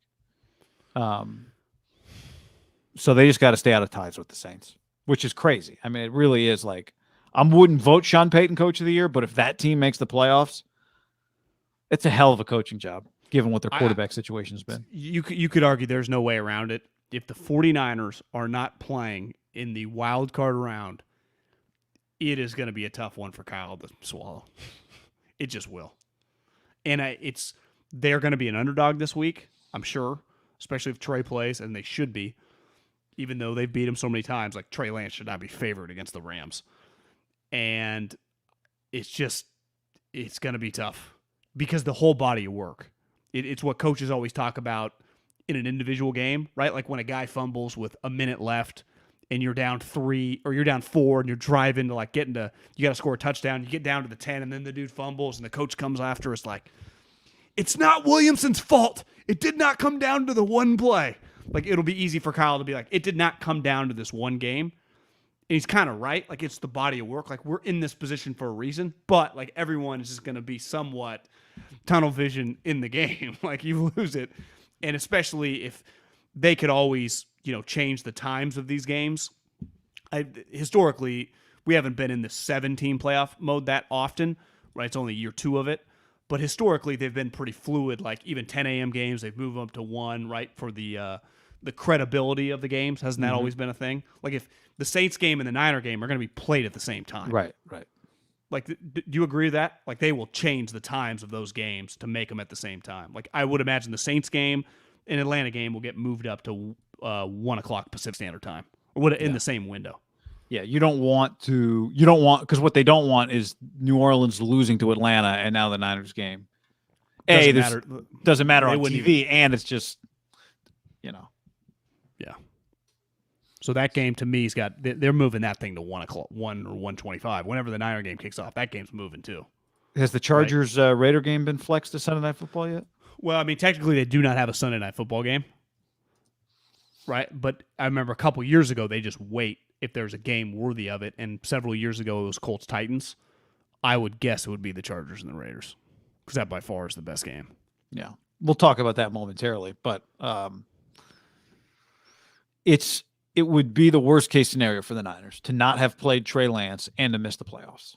You can stomach you can stomach trying to win, especially there were times when the Niners down the stretch, before they lost to Tennessee, you're like, God, this team that no one wants to face them, blah, blah, blah, all the stuff everybody says in the playoffs, right?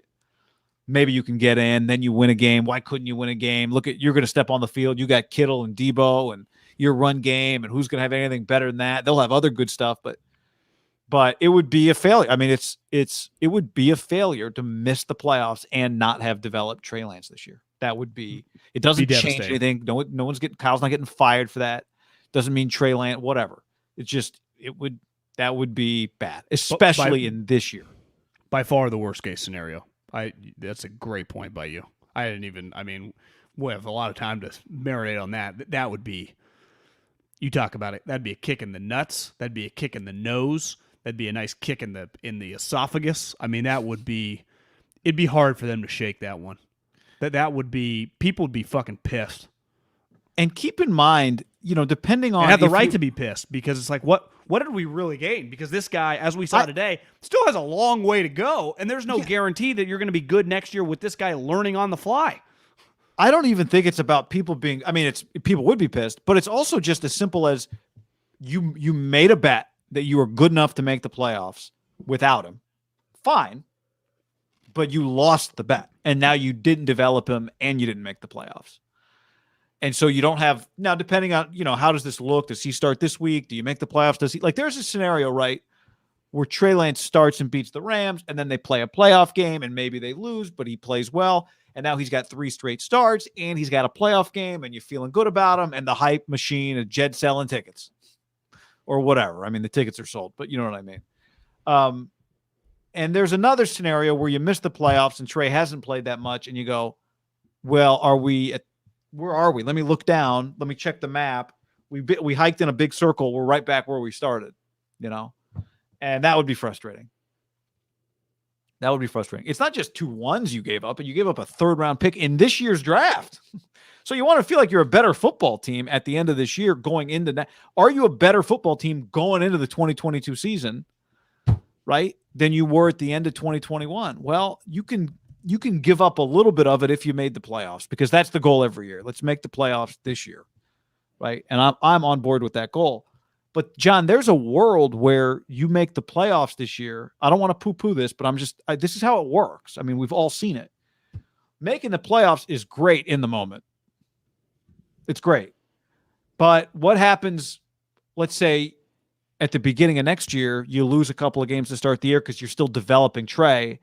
And then with hindsight, you go, well, I know we made the playoffs last year, but for the big picture, would it have been better to have played Trey Lance and missed the playoffs if next year he's not ready to roll to win games the way you need to win games when the season starts?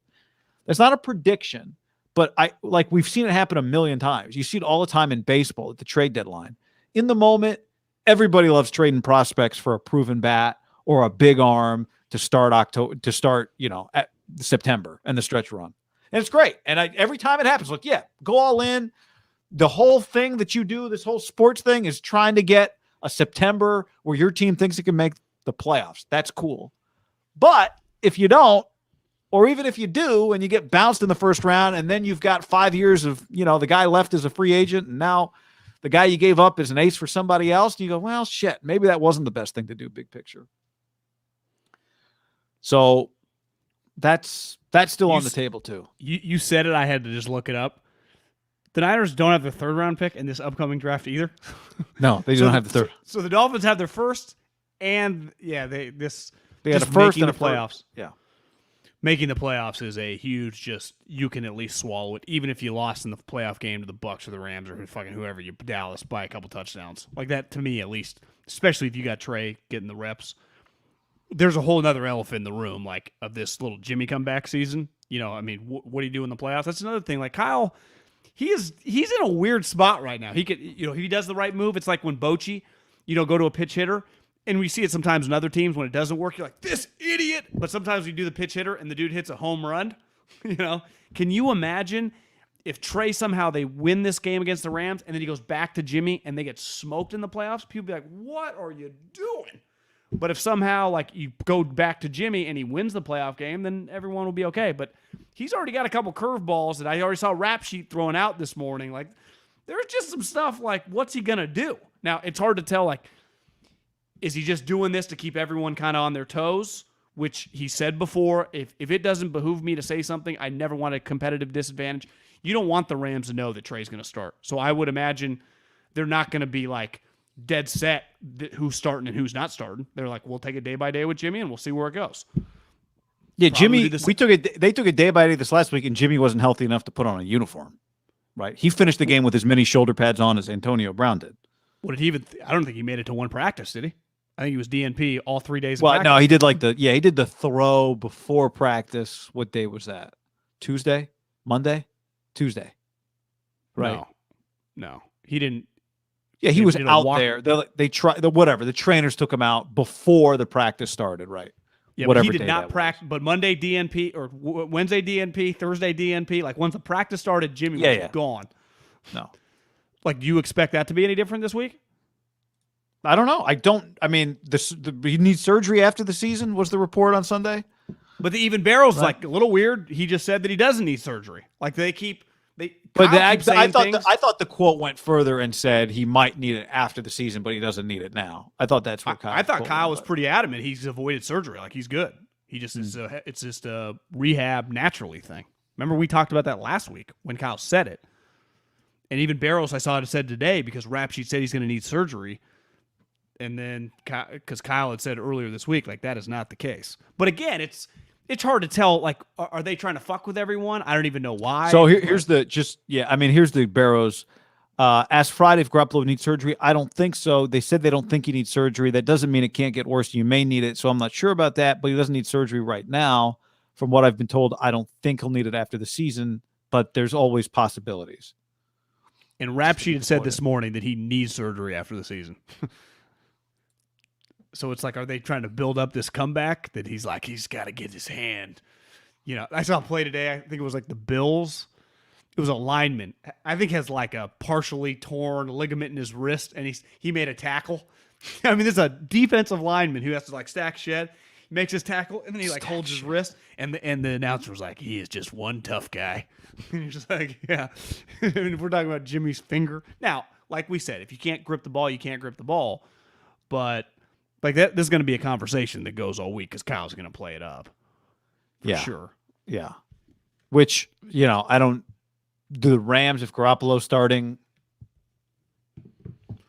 They would prepare for Trey, Jimmy has beat them several times, right?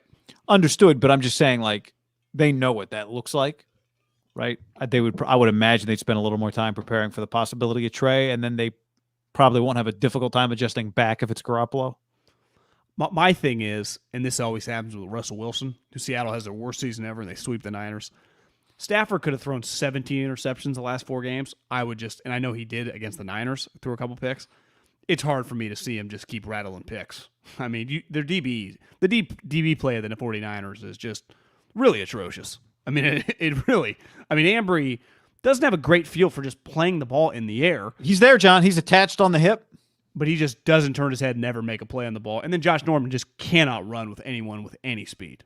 Like, we know that. So it's like, Josh, you can't get mad when they throw the flag when you are holding on to them down the field. Like, your one arm is out as you are trailing them, holding them from running faster. Like, I think sometimes if you watch the NFL, I think they throw too many pass interference plays.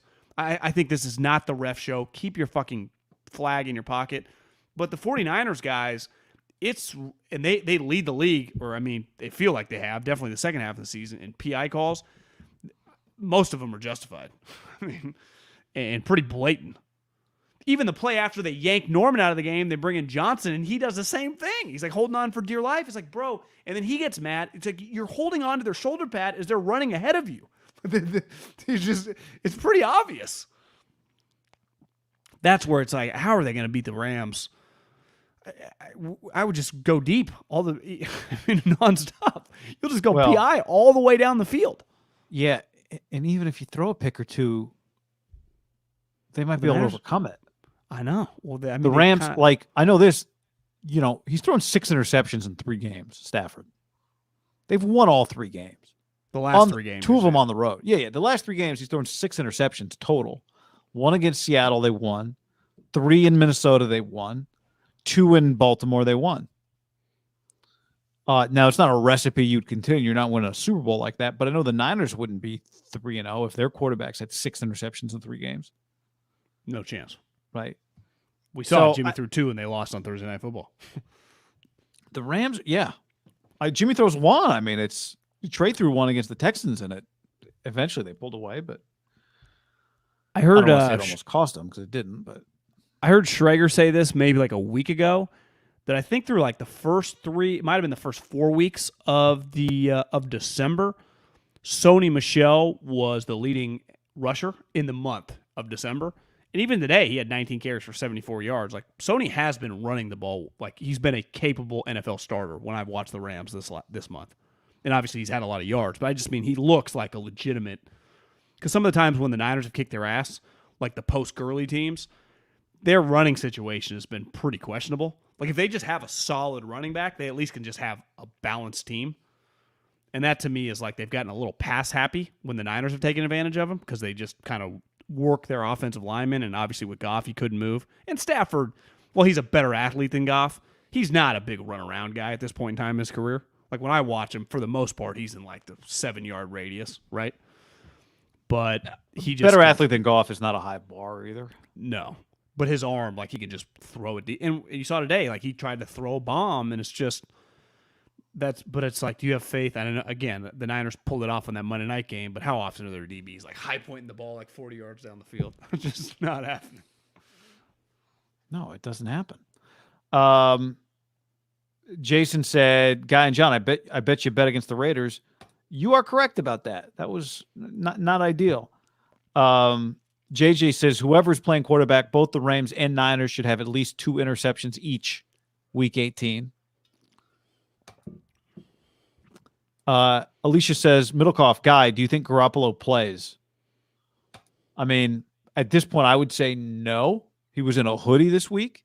So my bet would be no right now, but that's something I'll reevaluate as the week goes on. I know we'll talk more about it in the middle of the week. You? I think it's closer to like 100% his season is just over, that they're just doing this to play it up, than it is like he returns at any point. Because it's a pretty big stretch from not being able to practice at all and being inactive to then just within a couple days being able to play. Like the days come up pretty quick, right? You look at Lamar. Lamar went from ankle injury to like, guy, we haven't seen Lamar in a long time. And he practiced this week last for the first time, kinda. I think he was like limping around, and then they scrapped it. And today he was in shorts and a t-shirt. Or, I mean, they might have been playing in a cold game. I guess it was in Baltimore, so he was in sweats, in a hoodie. But he couldn't. When you're inactive and you can't practice all week, like to me, there's a gap between like you guys day to day, and then he works it out pregame, and it's like, we took a deep breath. Like, we're not even close to that point with Lamar's closer than Jimmy, right? Yeah, because he played, and it's not a hand injury. He practiced. He practiced. Sorry. I think we talked about this last week. Part of it is what does Kyle Shanahan think today about the way Trey Lance played, or what does he think? After he watches the tape again, is he more confident in Trey Lance today than he was, coming into the game? I think he's got to feel pretty good about some of the things that he did. I'm sure he'll be pretty critical on some of the things he didn't do or the mistakes that he made, but we know what he has told us repeatedly with his actions what he thinks. If Jimmy Garoppolo's healthy, he plays Trey Lance. I mean, he plays Jimmy Garoppolo. Yeah. Right. 20 second half points. Like, to me, there's a big, like, they scored 20 second half points. Part of it was this, they for the, first quarter and a half, like, it wasn't even really that close.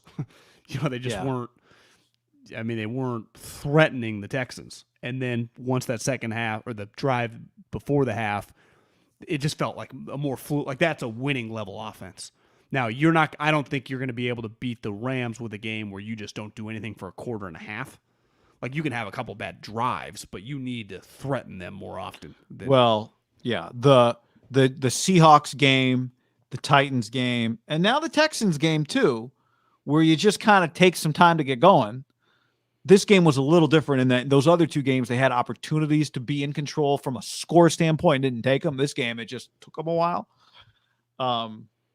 But I think one thing that would hurt is if you somehow end up back with Garoppolo next week for a period of time.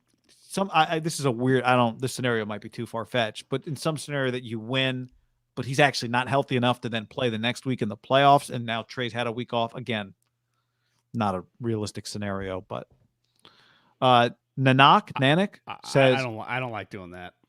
What? I think Trey's got to play this week no matter what.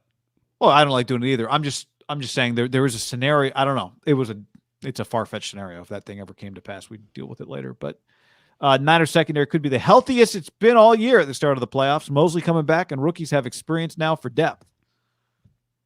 I mean, I guess healthiest since Jason Verrett got hurt. Remember that? There's also a difference of like, we've only seen 2 games of Trey, 2 starts, and he's shown enough. Like, God, there's something to work with there. There's something to work with there. And then just like Ambry Thomas, like it hasn't gone very well at all. I mean, his best quality, I guess he can run straight, but it's like he makes no plays. He PIs all the time. Like that's not. Yeah, he's got experience, but he's been terrible. So expect him next year just to be like a solid starting corner. I don't even think you can do. Like he has to make a dramatic jump to where they are going after him every single time. And that's with Josh Norman on the field. Today, for the first time, it was like, yeah, let's also try out the other side. It was the first time they've done it in weeks. It's like, yeah, guys, I would try both. Like I wouldn't discriminate. These are equal opportunities to get PIs and go route touchdowns. I promise you.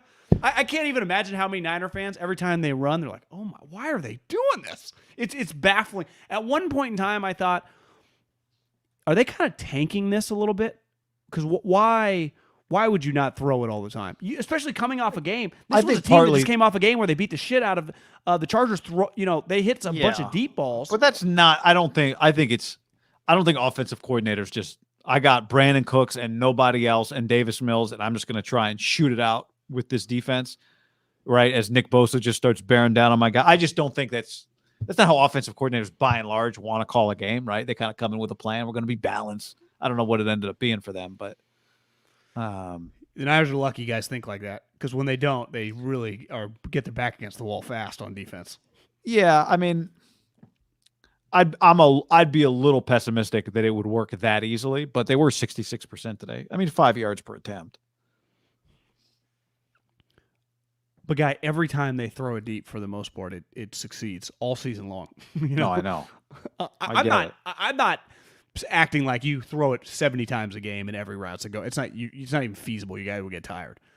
I think though you could at least double up on the amount that some of these teams are taking shots, and that every time that they run it for 2-yard gains. Again, you have to run it every once in a while just to kind of, like you said, take the pass rush off. But you have to admit they could have probably thrown it 5 more times a day. Even if it's like 3-step and let it go. I don't know. But, go after the 2 corners. I know. They are, of any team that's in the mix for the playoff, their liability, given the way the sport is played, has to be the biggest liability left, right? Well, you have teams in the mix for the playoffs. You don't have any faith when the ball's in the air. None. Somebody's about to make a play. And when the ball ends up on the ground, you do this thing. You go, any flags? Any flags? Hold on, just checking. Last call. Any flags? Oh, fuck a flag. That happens quite a bit. All right. I counted it up, I think 3 times this year. I wrote the Raiders off. The week they got blown out by the Bengals going into Thanksgiving, where they were going to go play Thursday, short week in Dallas. I said they were DEAD, dead. They are not. They went and beat the Colts on Sunday and now play in maybe the most dramatic game potentially of Week 18 against the Chargers, with a chance for Rich Bisaccia and Derek Carr to take the Raiders to the playoffs.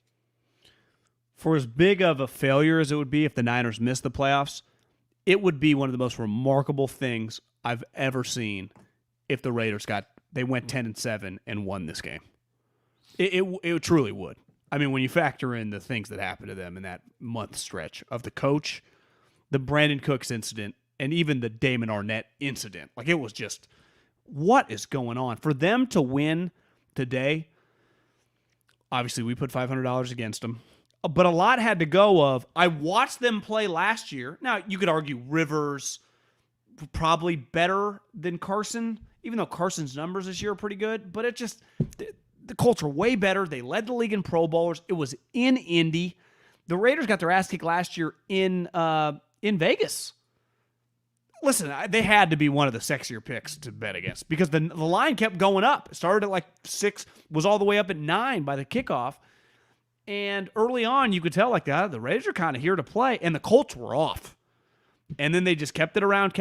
Derek made a couple bad plays, but for the most part, that game-winning touchdown, I guess he kind of had the walk-off touchdown to Renfro, but he had another touchdown to him on the roll. He made some just incredible plays. He really did. And Josh Jacobs, really good player, but it's not like he is Mr. Dependable. I mean, he gets hurt in every single game.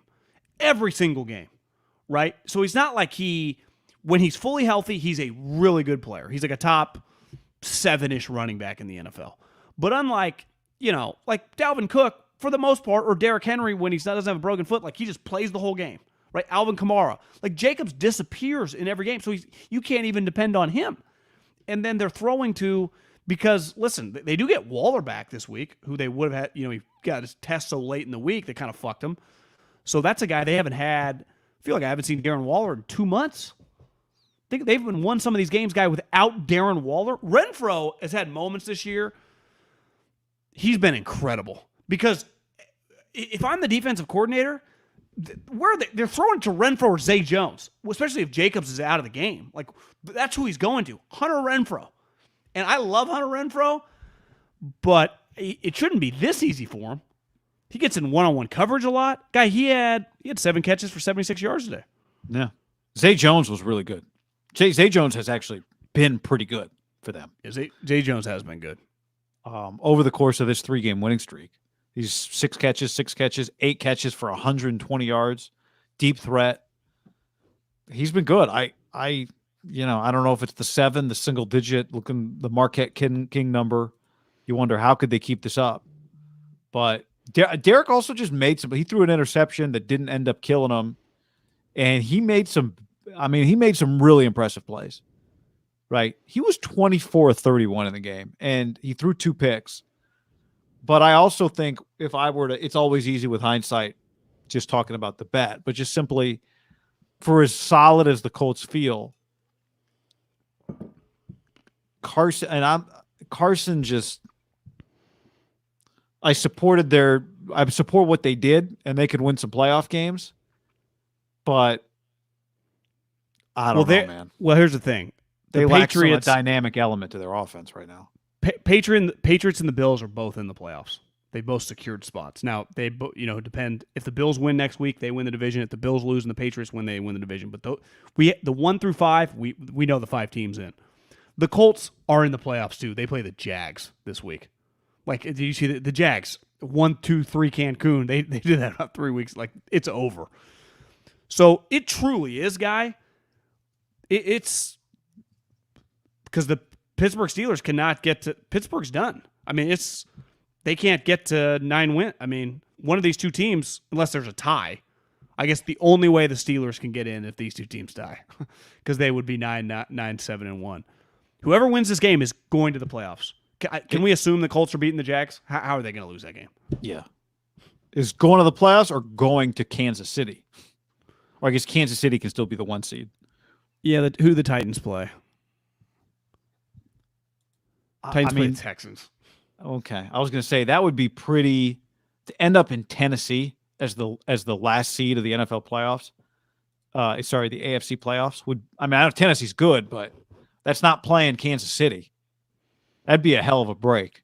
Here's the thing: the Raiders make the playoffs this year. Whatever happens in the playoff game's great. Oh, I agree. Do you think if they win this game, which it's weird, like the Chargers should win, but I'm not. I wouldn't. I think it's a great game because they're both kind of untrustworthy. Yeah, I love this game.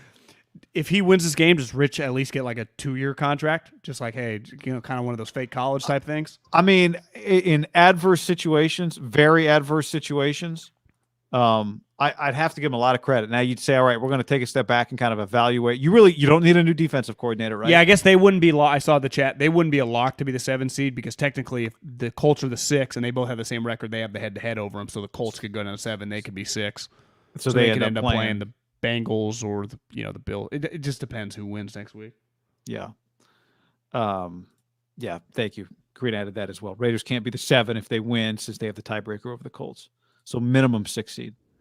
Well, But it also even depends. Like if the Patriots were to lose to Miami, then it does the tiebreakers. Like a lot of things can. I think a lot of people assume the Patriots and the Bills are both going to win, so they're not all in the like. Once you get the 3 10 or and 4 team 7s. tiebreakers, Yeah.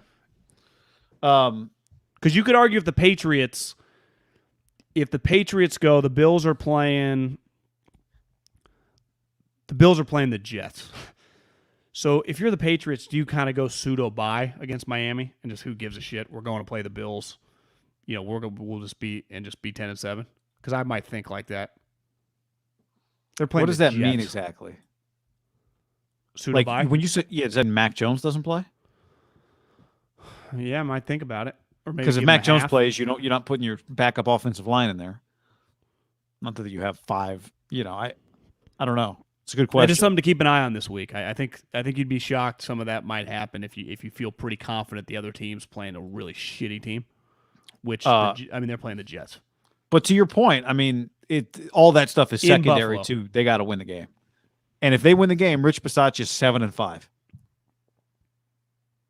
in a really wild circumstance, and it's not just Ruggs and then Gruden. I would add to it.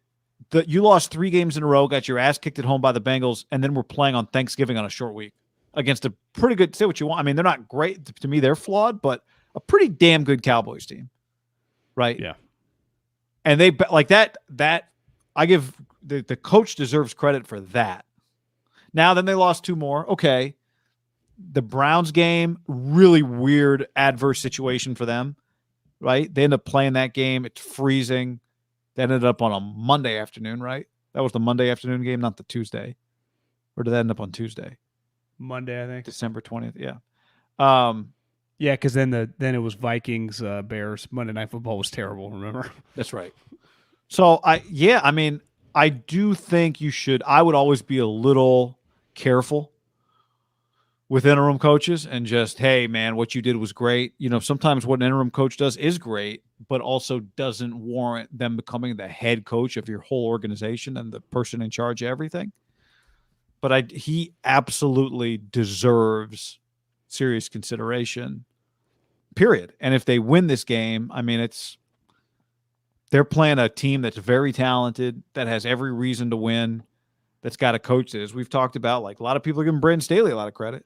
Do you think Derek's respect around the league, given the second half, the guys he's been playing with, Zay Jones and Renfro? And now Renfro's a really good player, but Zay Jones is his best true outside wide receiver. Yeah, Renfro's a slot.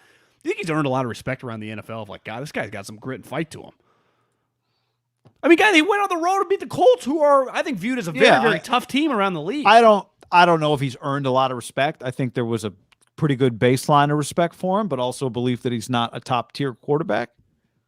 And he can change that part. You win this week, you go into the playoffs, you win a playoff game, because that's what this is. Even though it's Raiders against the world, they shouldn't even be in this position. We've written them off 3 times, all that stuff.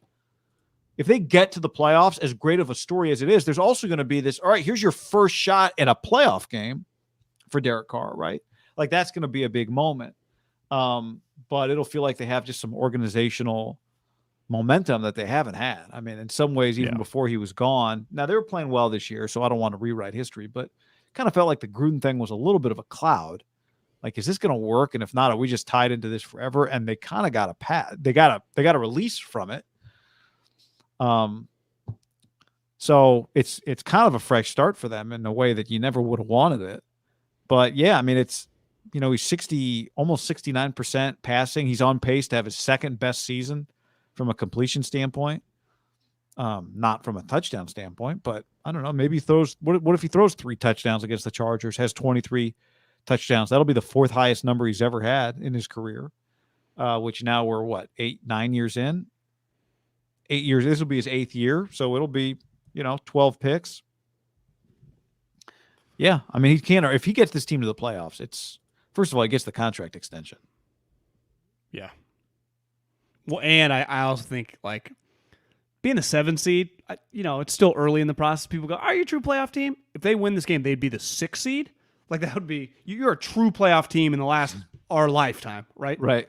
And I know it's kind of stupid, but that is a big, if the Niners and the Raiders are 6 seeds, it's a little bit different being the 7 seeds. You made the true playoffs in every setup over the last however many years. It's been like that, at least ever since I can remember, right? Definitely. And in a tough division, and in a good division, in a tough division. That's the other thing you'd give him some credit for. It's just I'm a tough rooting for conference Rich this year. against Brandon Staley I know in you are. Vegas. That's a big game.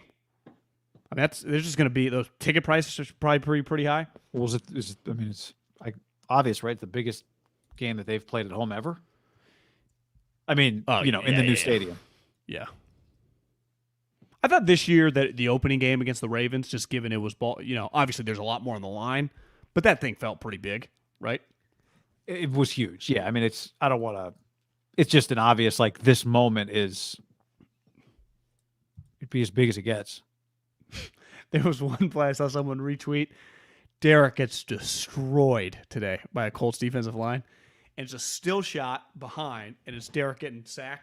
It's a couple offensive linemen, and like 7 yards ahead, like where like offensive skill guys are, it's just Leatherwood staring at the whole pile, and someone's like, "Does he have to pay to get a front row seat like this?" It's like, no, actually, he gets paid like $5 million. It's been an up and down year for old Leatherwood. John, before we go any further, let's tell the people about Truebill.com/ham. Now, here's what Truebill is. It's an easy-to-use app and site, Truebill.com/ham, that identifies the subscriptions that you have and helps you stop paying for things you no longer need. They help you manage subscriptions and automatically find the subscriptions and bills that are hitting you, even when you may not know it. Free trials that you forgot about, or in my case, I can speak specifically, John.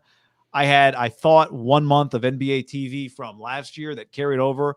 I paid for NBA TV for like 3 months, month to month, like October, Was that like November, $49.99 or something? I think it was $35 a month or something like that.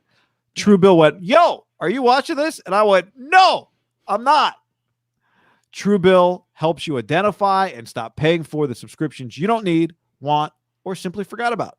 On average, people save $720 a year with Truebill. I mean, this is a pretty genius app. I mean, Truebill has over 2 million users and helped them save $100 million. Because like you said, think how many people, I do it a lot on apps. Like you got to remember to subscribe and then you forget. I've done it on Hulu TV because I wanted to watch this show like last year. And 6 months later, I realized I'd been watching for Hulu TV and you never really realize. And it'd be one thing if it's just a $2.99, but now all these, you get a couple that are 14, you get, like you said, 35. Then all of a sudden you're like, this adds up. And if you're not, you have multiple credit cards, it's a pain in the ass to go look. And most time you don't even, you're like kind of lazy. Truebill.com. Don't fall for subscription scams. Start canceling today at Truebill.com/ham. Go right now. Truebill.com/ham. Save you thousands a year. Truebill.com/ham. Yeah. Truebill.com/ham. Absolutely. Plus, it has other budgeting tools to help you track your spending and set goals for your top categories. Go to Truebill.com/ham to sign up. If you're going to get the app, that's cool, but go to Truebill.com/ham first. That way they know that we sent you. Truebill.com/ham. Take control of your subscriptions at Truebill.com/ham. Do it. All right, a few other things we got to get to. Antonio Brown, John. I don't know what the craziest part of the Antonio Brown story is because it hasn't even fully unfolded yet. I've seen the video from 3 different angles of Antonio running off the field shirtless after Mike Evans tried to talk him down. And there's so many elements to this. One, Mike Evans like, "Hey, man, keep it on, keep it on, keep it on." AB clearly says, basically forget you, starts to take off his shoulder pads. Mike Evans just walks away. Like, I don't want to be in the photo when this thing goes viral. I'm getting out of the picture, which was smart. AB then runs off the field with the number 1 in the air. Like, what does that mean? They're defending Super Bowl champs, world champs, as they say in the pros. Okay, so it could be you're still a champ till somebody beats you. Then he went peace sign. Then he went Pete, like I'm out. Yeah. Shirtless. Wait, look cold. Couldn't have been warm. He had a waiting police cruiser outside? I don't think he did because someone took a picture of him waiting for a ride. I think he did get dressed. I think he went in there, got dressed, and took off. I love people like, is he going to be on the team plane? Like, no, he's gone. He's not hanging around for the team flight. Do you think it's one of those? Obviously, they had a crazy win. I mean, they kind of. Did you see the end of that game? Brady hit that fucking ball down the sideline. Is that one that Bruce Arians even goes to Jason Light and just so like we're on the same page, he's gone? Or is that one of those that everyone knows? Because he says immediately in the press conference, like he's no longer a Buck. Did Bruce have to like go through the channels, or is that just everyone on the team knew? Like, we ain't never seeing that guy again. I mean, you had to. It was known, but let's just get on the same page here real quick, so I don't say anything that gets us sued. Yeah, I mean, I thought. Is it over now? Like, is it over? I mean, until Andy Reid signs him. But we've never seen that, right? We've seen guys get kicked out by who coaches. Was the guy that retired at halftime of the Bills game? Remember Vontae Davis? Yeah. But he just didn't want to do it anymore. He retired at halftime. He said, guys, I'm out. He told the coaches. That was insane. And I know there's going to be a lot of talk on social about his mental health. And I don't think it'll be that much. Well, I mean, there is. I've already seen it, which is a legitimate conversation. Something's off. But I don't have that shit was nutty. I've never seen anything like it. Especially because he's not playing for some ragtag organization. He's there because Tom wanted him there, so too specifically. Like, listen, you know, you get in bed with the devil sometimes. Fucking the devil goes after you. Like they knew what they signed up with. Well, here's what I remember. I'm just remembering this right now. I remember doing the show when he froze his feet off, came in the blimp, but there was like a few things that happened really quickly over the course of like 2 days. Remember, he was like promoting something, and there was like a half a day period of time. I was like, oh man, AB played everybody. He was just doing this for attention so he could promote something. Do you remember that? I don't remember what it was that he was promoting. Don't really know, but somebody. I remember this moment where it was like, oh, this has all been a PR thing for him, so he could promote something. YouTube show or something. Maybe it was a YouTube something. Garofalo wrote, it appears Antonio Brown has just released his rap song titled Pit Not the Palace. He just linked it on Instagram. Probably getting big downloads today. Yeah. Spot Track had this because at first I went, Spot Track tweeted that Antonio needed 8 more catches to unlock a $330,000 bonus. He needed 55 receiving yards for another $330,000. He needed a TD for another $330,000. So he came into the day with a chance to make $1 million that day. But guy, they still have another game. Right. And they still have another game. So I thought, well, maybe they're not throwing him the ball. He's pissed. But then I looked, he had like 5 targets in the game. So they were throwing him the ball. He was involved in the game. I don't know if as the game went on, he wasn't. But, oh, that's right. Well, that's right. AB was recording a docuseries about himself, Larry says. And remember, he recorded a call with Gruden. I mean, I know you remember that, but that was somehow involved. One thing I had read is that like Arians pulled him out of the game, and then he wanted him to go back in the game, and he refused, and that's when he started freaking out. So maybe it was like he was just, but like you said, he came into the game, he was playing.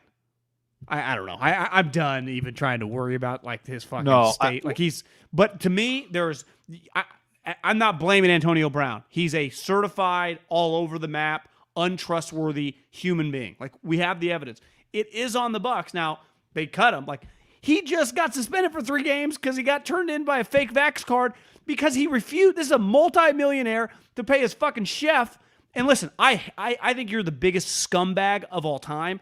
If someone does work for you and you agree to a payment and then you don't pay them, I think those people are such losers at whatever the number is, especially when you have the money. Like, we've been in a situation where money didn't get paid, some shady things happened, but it was like hard to tell, like, do they even have any money?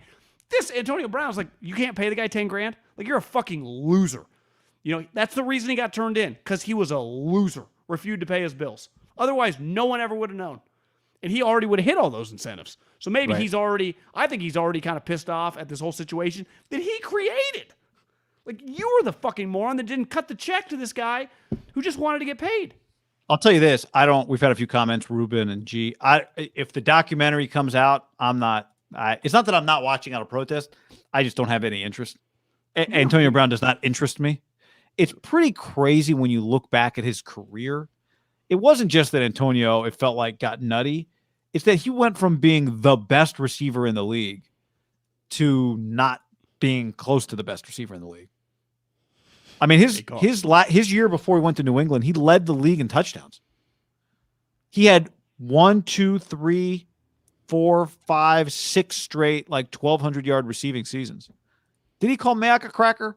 Yeah, he did on Twitter, I think.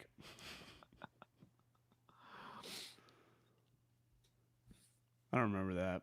Put a fish on the fridge. The best AB story was he thought his chef was putting out a mafia-style hit on him when he found a fish in the fridge. I mean, John, he was 30 years old leaving Pittsburgh with 15 touchdowns and 1,300 yards, and he has scored 9 touchdowns since.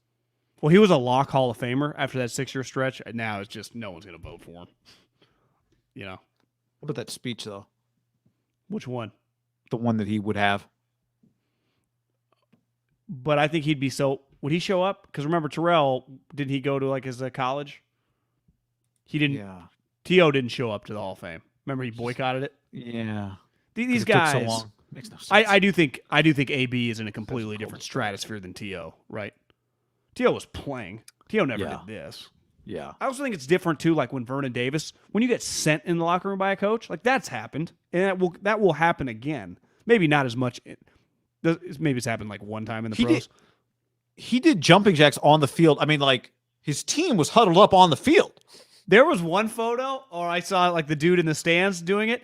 The two teams were going to the offense and the defense of both the different colors were coming on to run a play, and he's taking off. There had to be people on the sideline, really just looking down, what the fuck is this guy doing? You see Brady after the game? I mean, he didn't really say anything, but these guys, man. What do you think that of Arians? He's not on the team anymore. I want to talk about the game. Does Arians get to say that?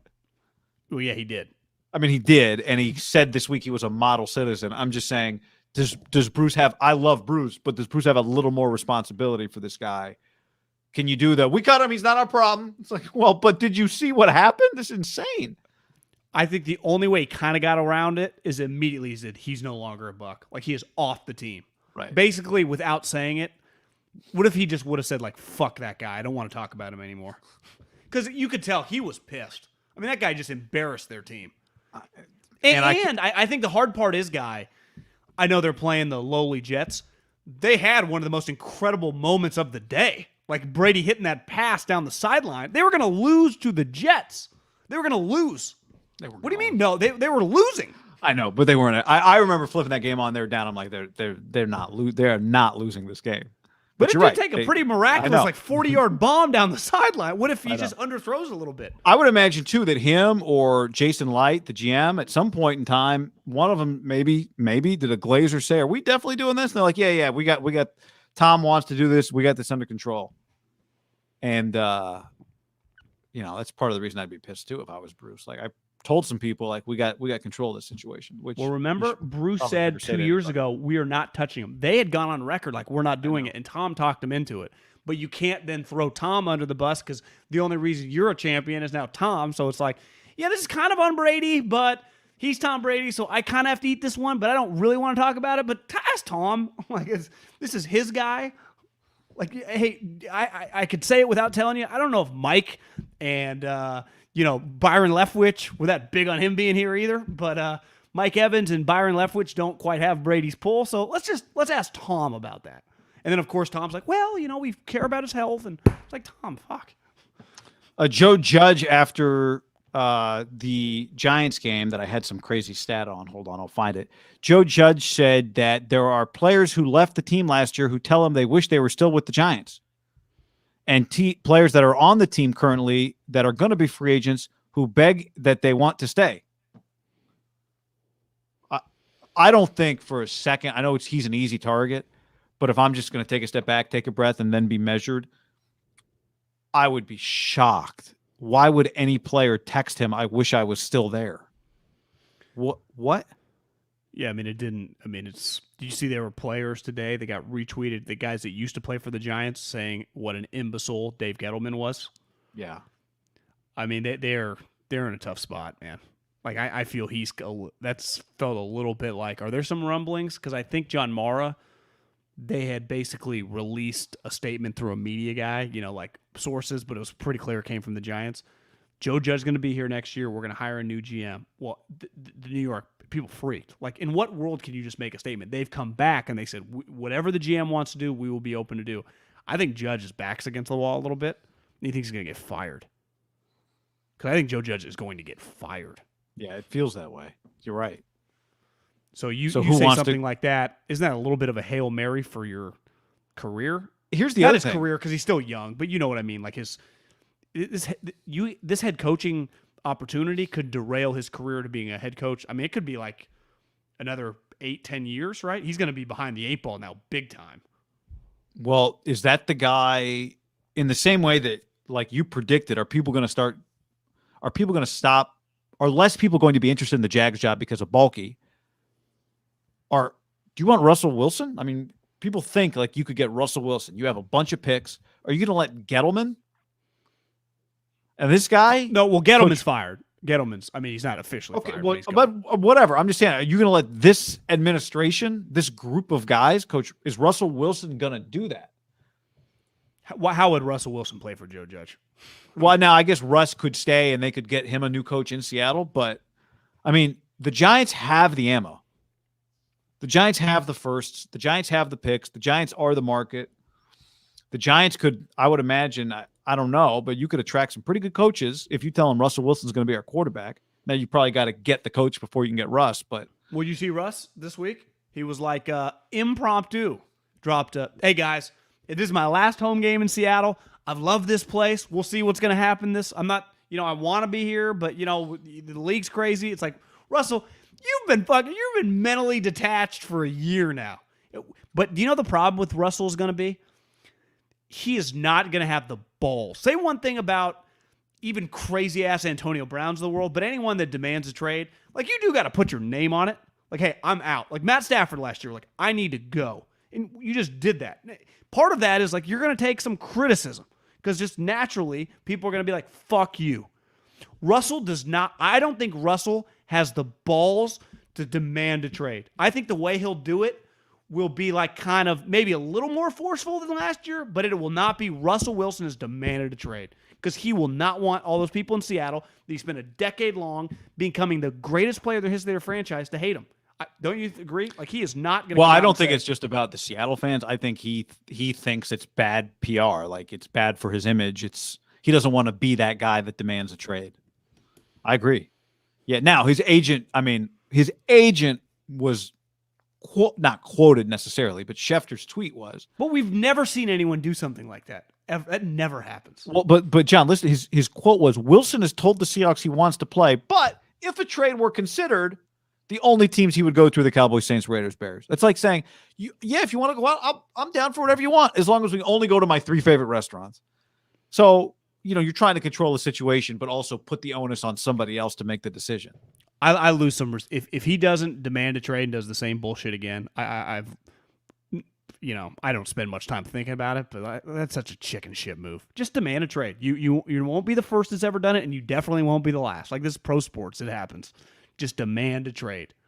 But, I think the way that it's not easy to always do this, the way that Stafford did it was the best way. It wasn't a demand. It was just, hey, we're going to be on the same page here, and we'll help you move on. And it doesn't usually. But I'll even give this guy. He did a little weird too.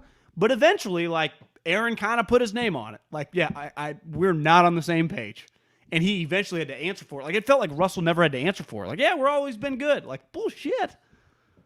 Like, at least Aaron had to take the bullets. Yeah. Yeah. But again, I don't expect much out of Russ publicly. You know what I mean? Well, no, it's not. And that's why I think a lot of people don't. There's a level of respect that he'll never get to. I think the question on Russ is like, are they taking 85 cents on the dollar on the value they would have had last year? Well, what's funny? There was a story today. This is not a story, people, but of course it was. Devontae Adams will be franchised. Well, there's only 2 options, guys. He's either going to get a long-term contract or he's going to be franchised. There is no third option. Like, he's just going to go into unrestricted free agent. This is the NFL. This isn't the NBA. This isn't baseball. So if they can't get a long-term deal done, he will be franchised. Like, that's part of the business of the league.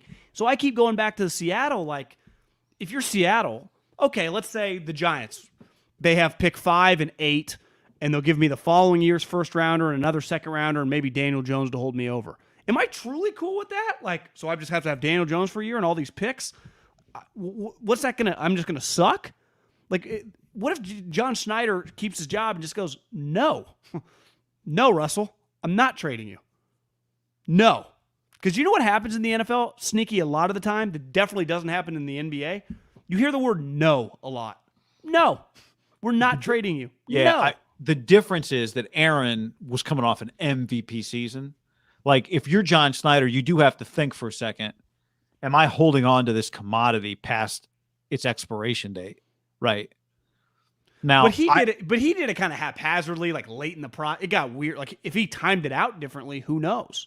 And then they ended up just to make him happy, they redid his contract, so they can't even like. I'm not talking. I'm just saying Russ been bad for a year and a half. Is the point I'm making? Like, I do think he has less value.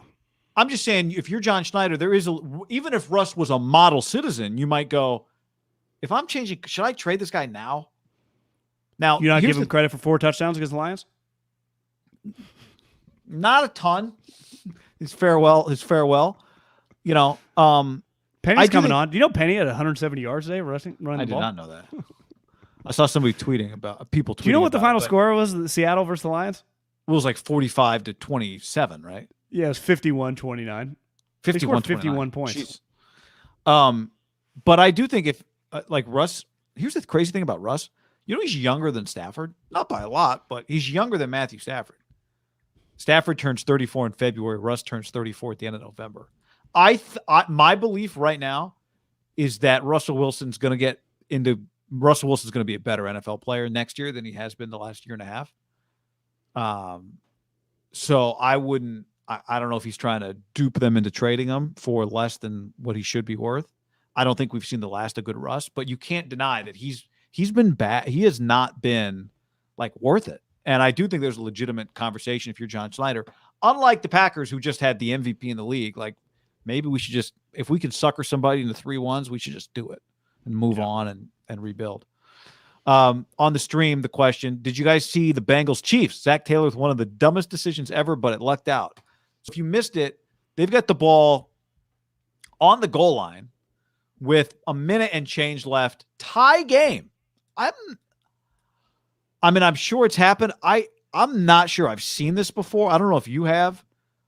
4th and goal in a tie game with a minute left, going for the touchdown, not going for the field goal, just in taking the lead, assuming Mahomes will get the ball back and a field goal is not going to be enough to beat him. So we got to try and score a touchdown here. But the Chiefs didn't have any timeouts either. So it's like, why don't you just kick the field goal? I thought it was nuts. I thought it was nuts. I thought it was insane. And then the way it played out was actually pretty crazy as well. They run a play. It doesn't work, but there's a defensive holding and was it a false start? Or there's an offensive penalty as well. So there were offsetting penalties. So 8 seconds came off the clock. After 58 seconds, 4th and goal at the 1. Offsetting on a play that failed badly. Didn't have a chance. Badly. So then they get another 4th and goal at the 1. 50 seconds left. They're like, yeah, let's do it again. I know that last play looked like ass, but let's do it again.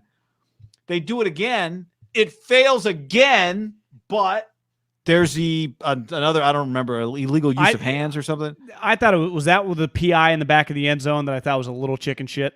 Like, it was like he was not really holding.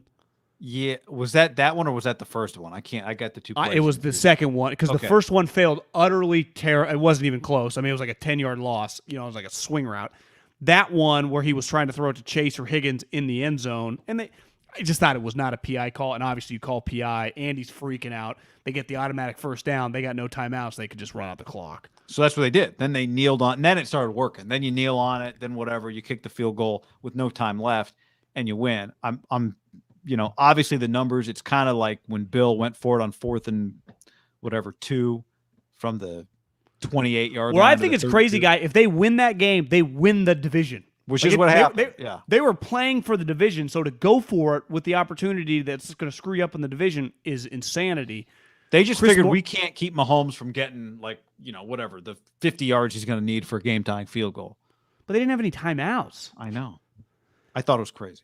Chris Mortensen tweeted, combining their last season together at LSU and this rookie season for Chase, Joe Burrow and his wide receiver have combined for 163 completions, 3,200 yards, and 33 touchdowns. Wait, say, just tell me those numbers. So again. Combining their LSU season, I think they went 15-0, and this season, 163 catches, 3,200 yards, and 33 touchdowns. Wow, 33 touchdowns to each other. Now, he was in man-to-man coverage a lot. He had 11 catches for 266 yards and 3 touchdowns. Now, was that third touchdown was that zone coverage? He was wide open. Yeah, where Sorensen was not even close to over there and he walked in the end zone. But he did score a couple other touchdowns, just man-to-man on the outside that were looking like. Remember when this guy couldn't catch in training camp? We've forgotten that because is he the offensive rookie of the year now over Mac? He's got to be, right? Yeah. Because when you watch him, he's just I don't know if you can pull up his numbers while you're doing or I can do it in a second, but I just wanted to mention 79, 1,400, 13 touchdowns. So he'll be is that top 10 and at least 2 of those categories. I mean, the 13 touchdowns have to be NFL top 10, right, for receivers? Yeah, big time. So Burrow went for 525. Remember, he threw for 525 yards last week, and people were like, well, Baltimore's playing a bunch of subs out there. Okay. So we threw for 446 today, 30 of 39.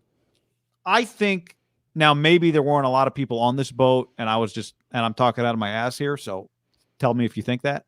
But they did feel like there was a little Herbert better than Burrow. We can reserve judgment on that, but I think at this point more people would bet on Burrow. I think the only thing you can say is for sure Herbert has a better arm. Yeah. He's a stronger arm. But it's there were people that threw better fastballs than Greg Maddux, and no one would be like, I'd want Greg Maddux, right? You're like, Greg Maddux better. Joe Burrow, Joe Burrow's the number 1 pick in that draft. Now, where I think we know, Herbert is the 2nd pick, and Tua looks pretty terrible. But Joe Burrow is, I've watched so much Madden stuff over the last year, last week. He said, really, I guess a couple days, he was talking about someone and he's like, he's like, you just, with a certain player, he's like, when they have you typically know fast as a coach. And even when he was a broadcaster, he got to be around the best. I saw he did 160 Cowboy games in his career. Now, granted, the next 2 most teams were the Washington Redskins and I think the New York Giants. So a lot of it's probably crossover, right? All those great Bill Belichick teams and Parcells, but I don't quite Joe Burrow is not the fastest guy I've ever seen. He's not the tallest guy I've ever seen. He doesn't have the best arm. It's hard not to watch him and go, this guy's incredible. Well, I do think if you were to say, just make everybody available, draft off of these rosters, quarterbacks, without even thinking about the list, I think you'd go top 5 quarterbacks, top 4 quarterbacks. Is he going to be Sando tier 1 next year? Yes. Could he be the MVP this year? Not out of the realm of possibility, but Rodgers probably still wins if they're the number 1 seed. I think he'd have a ton of momentum to be the MVP next year. He would. He did what, 900 Browns quarter. He went back home to Cincinnati. People were like, don't go there. And he took him to didn't just take him to the playoffs, won this division. Where 2 franchises have ruled this division. Well, if you did the draft from scratch and age mattered, I guess Aaron Rodgers still could potentially go 1 because you go, I got 5 years with him. Mahomes, has just done it at such a high level for so long, and he was good. What did Patrick do today? Patrick was 26, 35, 2 touchdowns. He wasn't Burrow, but he's still damn good. Joe Burrow's not making it out of the 3 or 4, right? I think he's going top 5. Unless Trey wins it next year. We got a long way to go. Where does MVP? Did you find? I'm trying to get. It's I end up on one site, and Cooper Kupp had 14 touchdowns to come into the week to lead the league. He set the Rams record I saw today for yards in a season, or I don't know, some record. I mean, he's got 135 some catches, but in terms of touchdowns, God, these stats don't. Can I get some stats that update? I mean, this is America in 2022. Can I get some stats that update? Anyone else hungry? Yeah, we can do that. All right, everybody. Thanks for hanging with us. Shows continue this week. Tell your friends. 2022. Let's grow this bad boy. Let's keep it rolling. Thank you for your support. Happy New Year. Adios. Is Ola like in Hebrew? Hello, shalom means hello and goodbye. Is Ola does Ola work the same way? I don't think so. What's Mazel Tov? Congratulations. Gotcha. So I thought it was something good. It is. Yeah. Yeah. Like yeah. I've never known shalom though. I know shalom means hello, means goodbye. It's just a greeting. Yeah. Shalom. So there you go. Shalom. Shalom. Thanks to all you guys for hanging out with us. And we haven't done the mailbag in a couple of weeks. We didn't mention that at the beginning of the show today, but get in the mailbag. Go to iTunes, leave us a review on Apple Podcasts if you use Apple Podcasts. And in that review, 5 stars, hit us with a question. Tell us your favorite bar. We love mixing that in. And if you're in the YouTube right now, just hit that like button on the way out the door. There's a bunch of you here. Smash it. Maybe it's just like, I don't know. Maybe this video right now is you're cooking dinner and your kid, this is like your 2-year-old is watching this. So tell that little kid to smash the like button. Aloha, Craig says. Is aloha hello and goodbye? It's definitely hello. I don't know if it's goodbye. All right. Adios, Pilota.